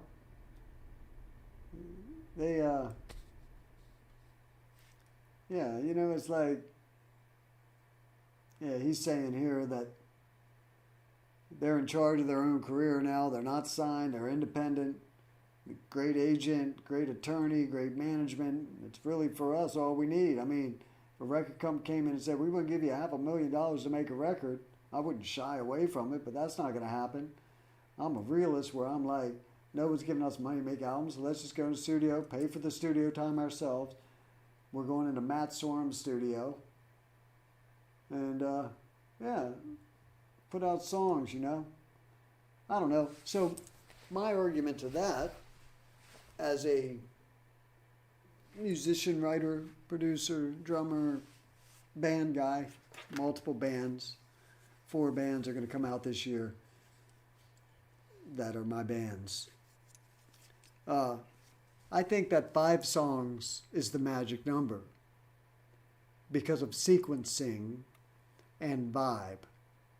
So when I just mentioned 10 minutes ago about laying on the couch or laying on your bed with headphones and a doobie, you know, your little pen joint out there, or nice doober, however you do it, and go into that trip, you know, take that trip with the band. Well, as artists and visionary musician, like all my favorites. It's called sequencing. And so if you have a group of 10 songs, you can sequence the songs, which is the order that they're going to be played to the listener. And it's very important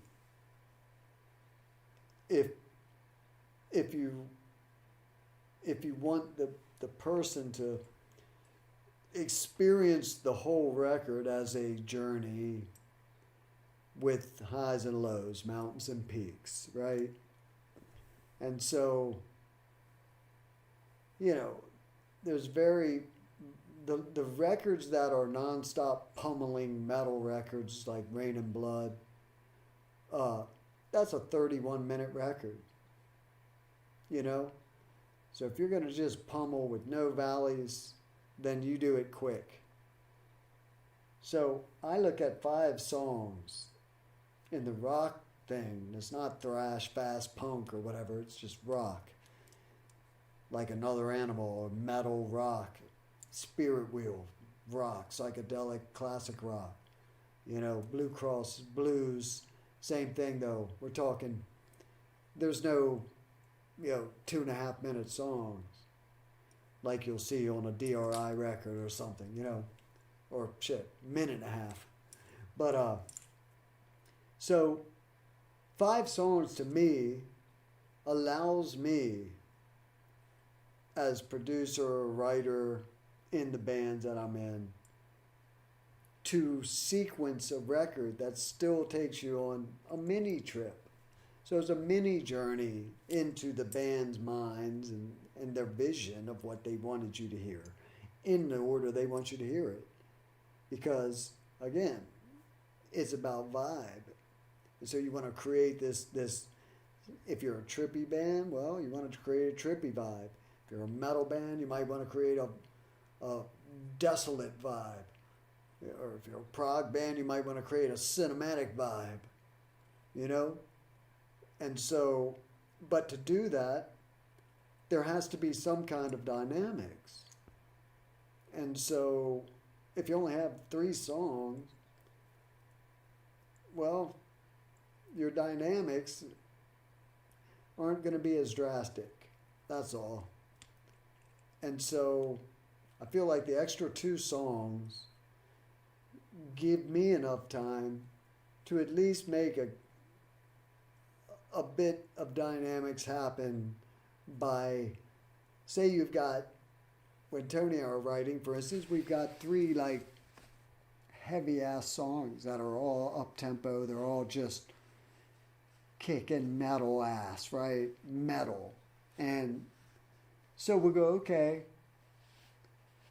let's get trippy on this next one. Let me slow this down. Let me create some kind of trancey drum beat on the toms for you. And then he'll start jamming along. And so I'm thinking of those 3 songs and how I'm going to try and balance out now on the record as a 5-song EP. And it makes writing more interesting.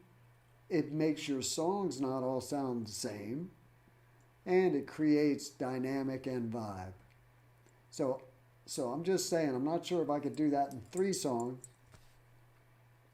And I think he's talking about even releasing one at a time, as singles or whatever, 3 and then tour and then 3 more, whatever. But I do feel in there that you can waste songs by putting out full-length records in this day and age. That's all. So, what else we got?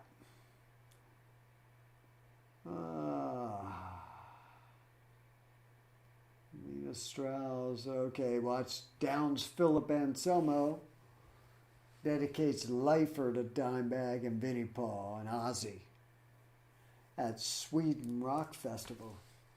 I'm glad that Phil's out there with Down.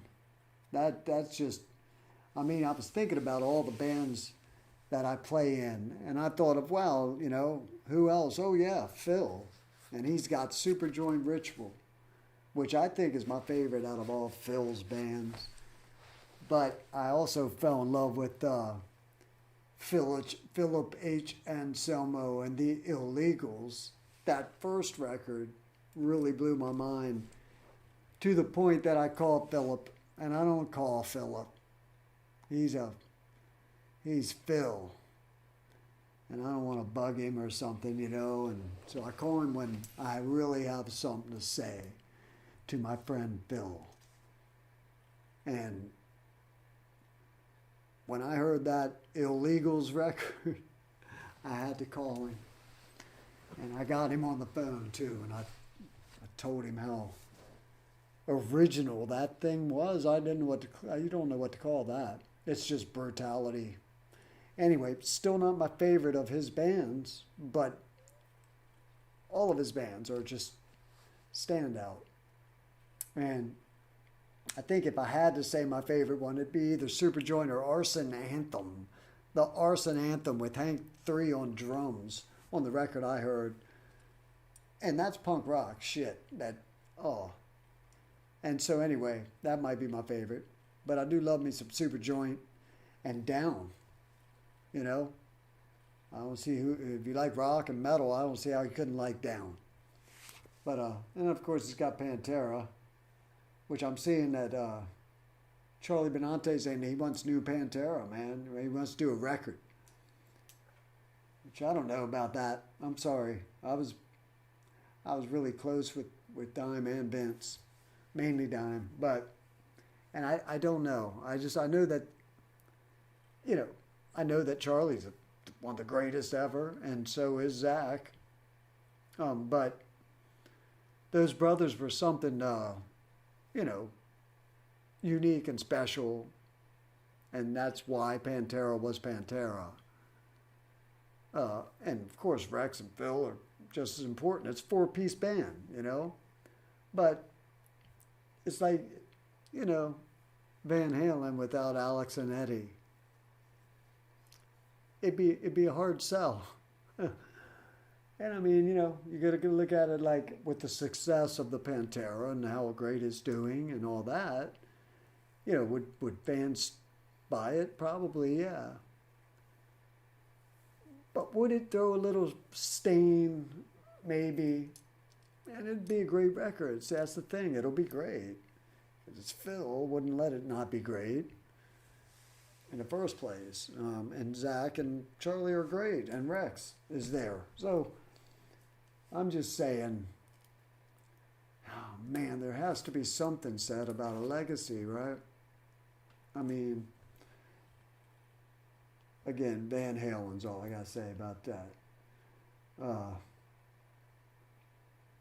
Oh, geez. Ace Frehley's 1975 Les Paul, the Sunburst one, sells for $512,000 at auction. Shit, man. Double that and you can buy Vinnie Vincent's new record. It's only $1 million, I think. So, shit, man, that's worth every penny, though. $500,000 for that guitar. That's the one, really. That's the one. But, wait a minute. Evanescence, Amy Lee. We know she has a new song, right? We listened to a little bit. Oh, shit. What time is it? It's already 9 o'clock, people. Let's listen to a couple songs. I don't have to run off of here. I started an hour later. Said my show's too long. Doing 7 to 9 now. That's what I'm doing, right? But I don't have to cut off right at 9 if I don't want. So I'm going to hold y'all for just another. I'm going to at least listen to Falling in Reverse. Okay. And so I looked up what was a popular song, a popular newer track from Falling in Reverse, so that I would get an idea, not what they sounded like 10 years ago, whatever, of what they're doing now and why they're headliners. And it's called Popular Monster. I have not heard this. It's got an E for explicit. It's 3 minutes 41 seconds. Let's listen. Yeah.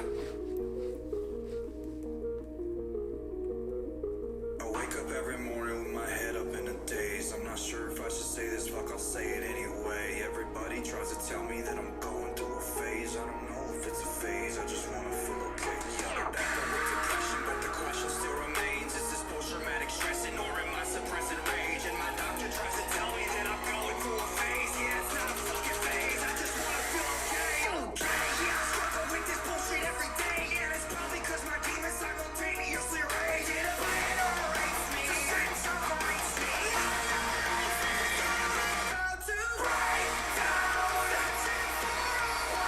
out. I'm a liar, I'm a cheater, I'm a somebody for popular lifestyle. Break down, falling into love now and running popular monster.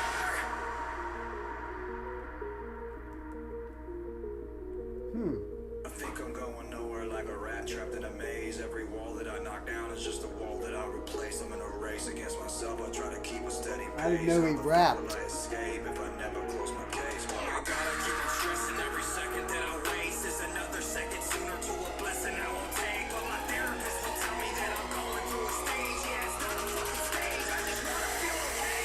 Okay, motherfucker, now you got my attention. I need to change a couple things, cause something is missing. What if I was to lie? I tell you everything is fine. Every single fucking day, I get closer to the grave. I have no time. I fell asleep like a will again. Crash my car just to feel it down. But now right there, it's a right there. I am like this. I'm about to break down.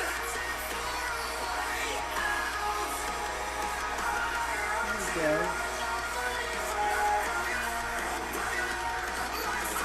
Oh shit. I didn't know what to expect, really. That's Falling in Reverse, huh? The rap rock. I didn't know that. Sounds like Vanilla Ice on Hard to Swallow. Like heavy rap with some electronica back there in the background. A big ass kind of screamo chorus.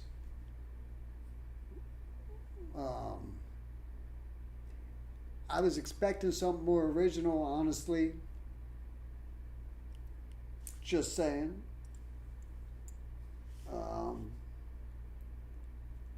But that again was their radio friendly song, I guess. It's definitely not bad. I mean,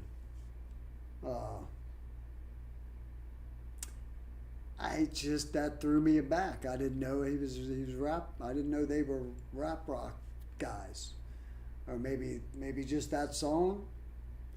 You know, I don't know. I like Ronnie Radke.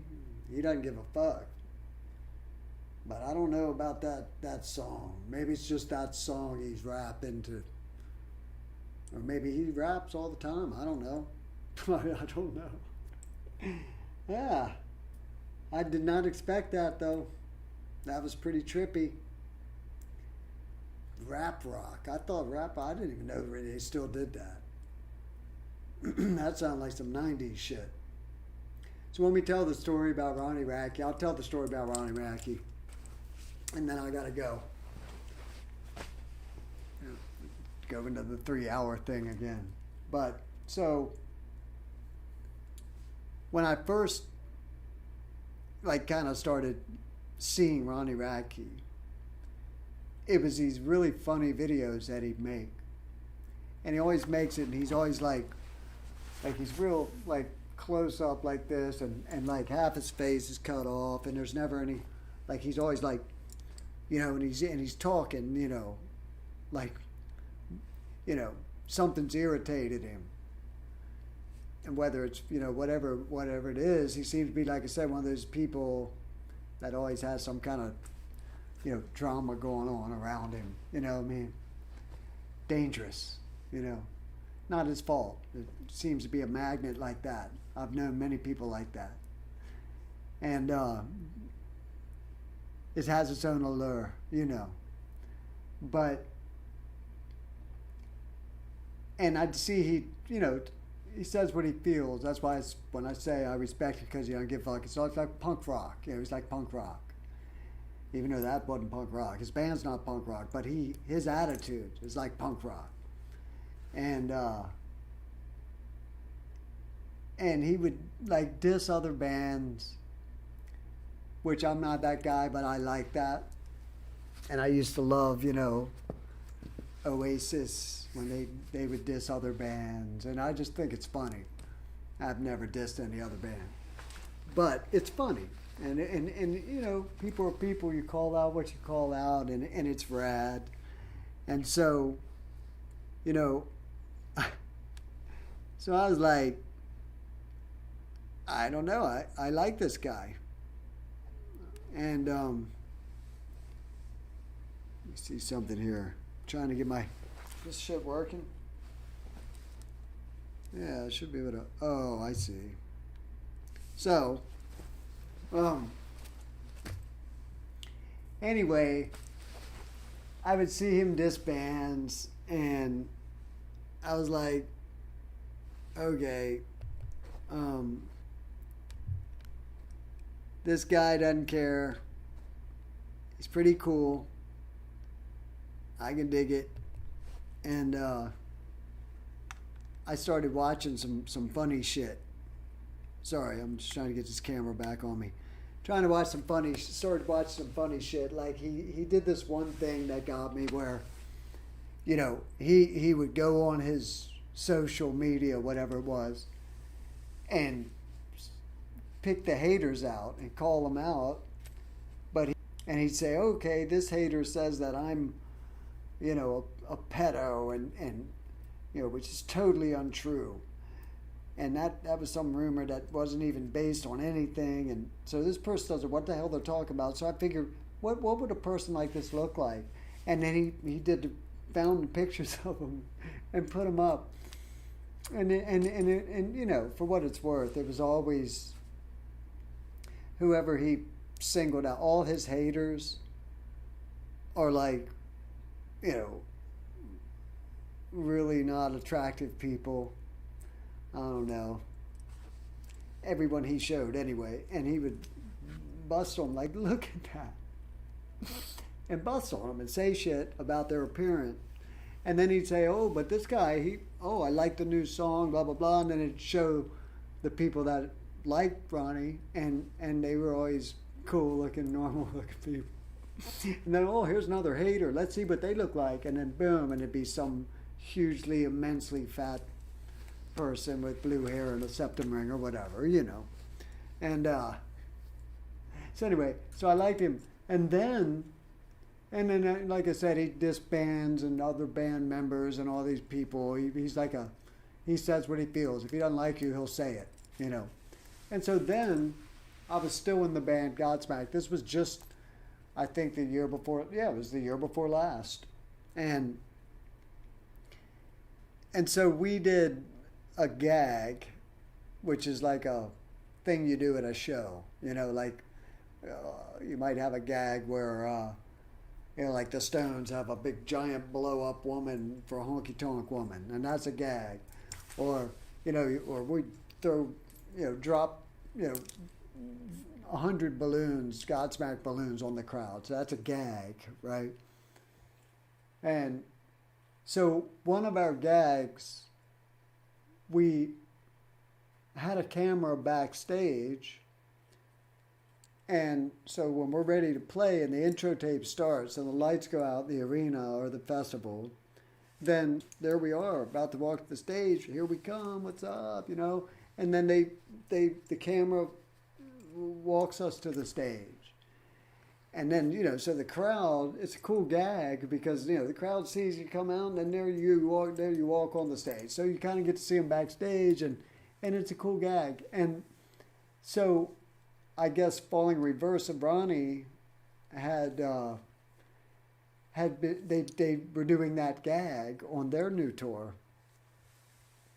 And so he comes on, and here's where now I'm involved. He comes on and disses us and says, yeah, you see that band Godsmack, that old band, and they totally ripped our gag off and fucking, we've been doing that now for a month on tour, and then they come out on their new tour, and there they are with the cameras backstage, exactly like us, fucking rip-off artists, whatever. And I don't know how old Ronnie Radke is, but all I'm thinking is we first did that gag on the 4 tour in 2007. That's when we first had the cameras backstage following us at the stage. So we broke that back out. We didn't know Falling Reverse was doing that. We broke that gag out that we'd done 15 years ago already and said, let's do that again. That was kind of cool. But so the funny thing is, because then, he just saw that and thought, they ripped us off and come out and dissed us. But like I said, I like him. I thought that was hilarious. And I thought it was funny. Ronnie Rad. He's like, yeah, fuck, go those old guys, fuck, steal our shit. I'm like, man. So somebody just called me. Anyway, I'm going to get off here because I've talked over now. See, 2 hours went pretty quick, right? I don't know. I told 6, 7 stories during that one. And none of them were planned, people. It's all live. And I'm cutting myself off. I already got about 3 more stories I'd love to tell you right now.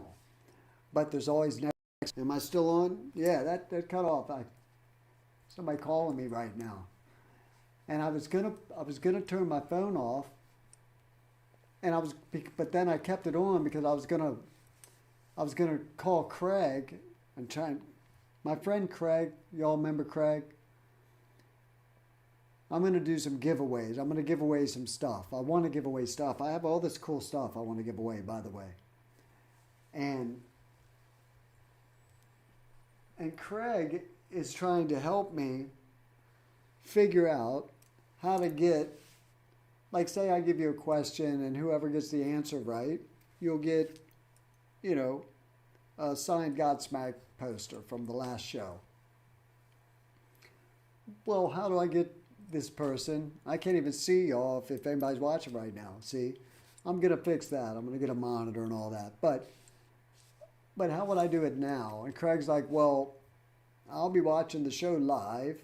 If you want to ask a question, I can see if someone answers it and then call you or text you with, the person's name. And you can say, yeah, she won this. And then we'll deal with, getting an address or whatever. And Craig was going to help me through that.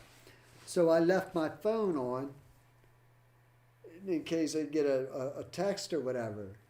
And then just now when it cut off for a second, somebody calling. Hey man, what you doing? Oh, just a live stream show, But it's live. And that's what I keep saying. And so, but I will be smart next time and, turn my phone off. And since the Starlink's happening, getting all that shit happening, drum show might be as early as next Saturday. I'm going to do it on Saturday. So I'm still going to do 7 to 9-ish. But I start at 7 bells sharp. And then usually I'll cut off at 9. But if I'm in the middle of a story or something, listen, I used to do 3 hours last month. So I just hope that everybody heard me fine this time. The microphone is all lit up. Seemed good. Some interesting news in the music world. And I talked a little bit about drums. I can't wait to play drums for y'all. Might be next week. I'm going to start hard too. But, and then as it progresses, I will add the fish and the turtle day, which that one might only be an hour show actually. And that'll be a specific thing. If y'all know and like me because of music and my experience in this business and stories and shit like that, you might not be interested in koi fish or turtles. But if you watch it you might learn something.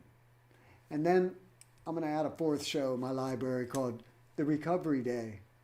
And I'm going to talk about being happily sober from alcohol for 10 years and how I did it. And again, too many people are still dying because they bottle everything in and they convince themselves that life isn't beautiful and we're really living in hell and whatever.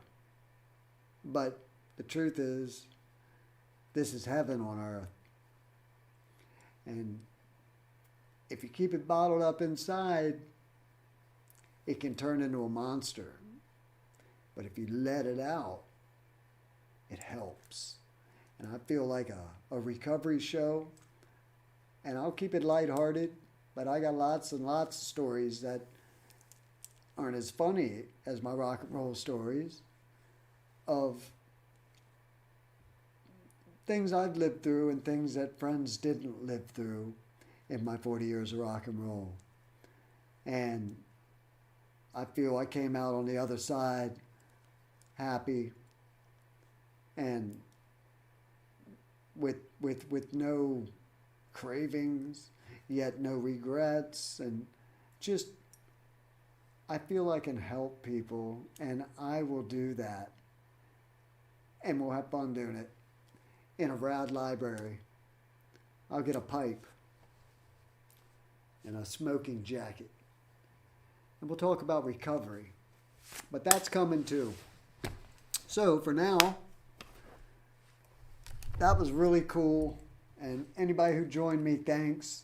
I'm going to try and get a monitor by next week. How's that?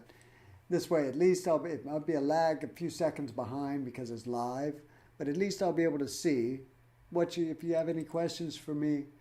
And I'm going to give some stuff away next week. That's for sure.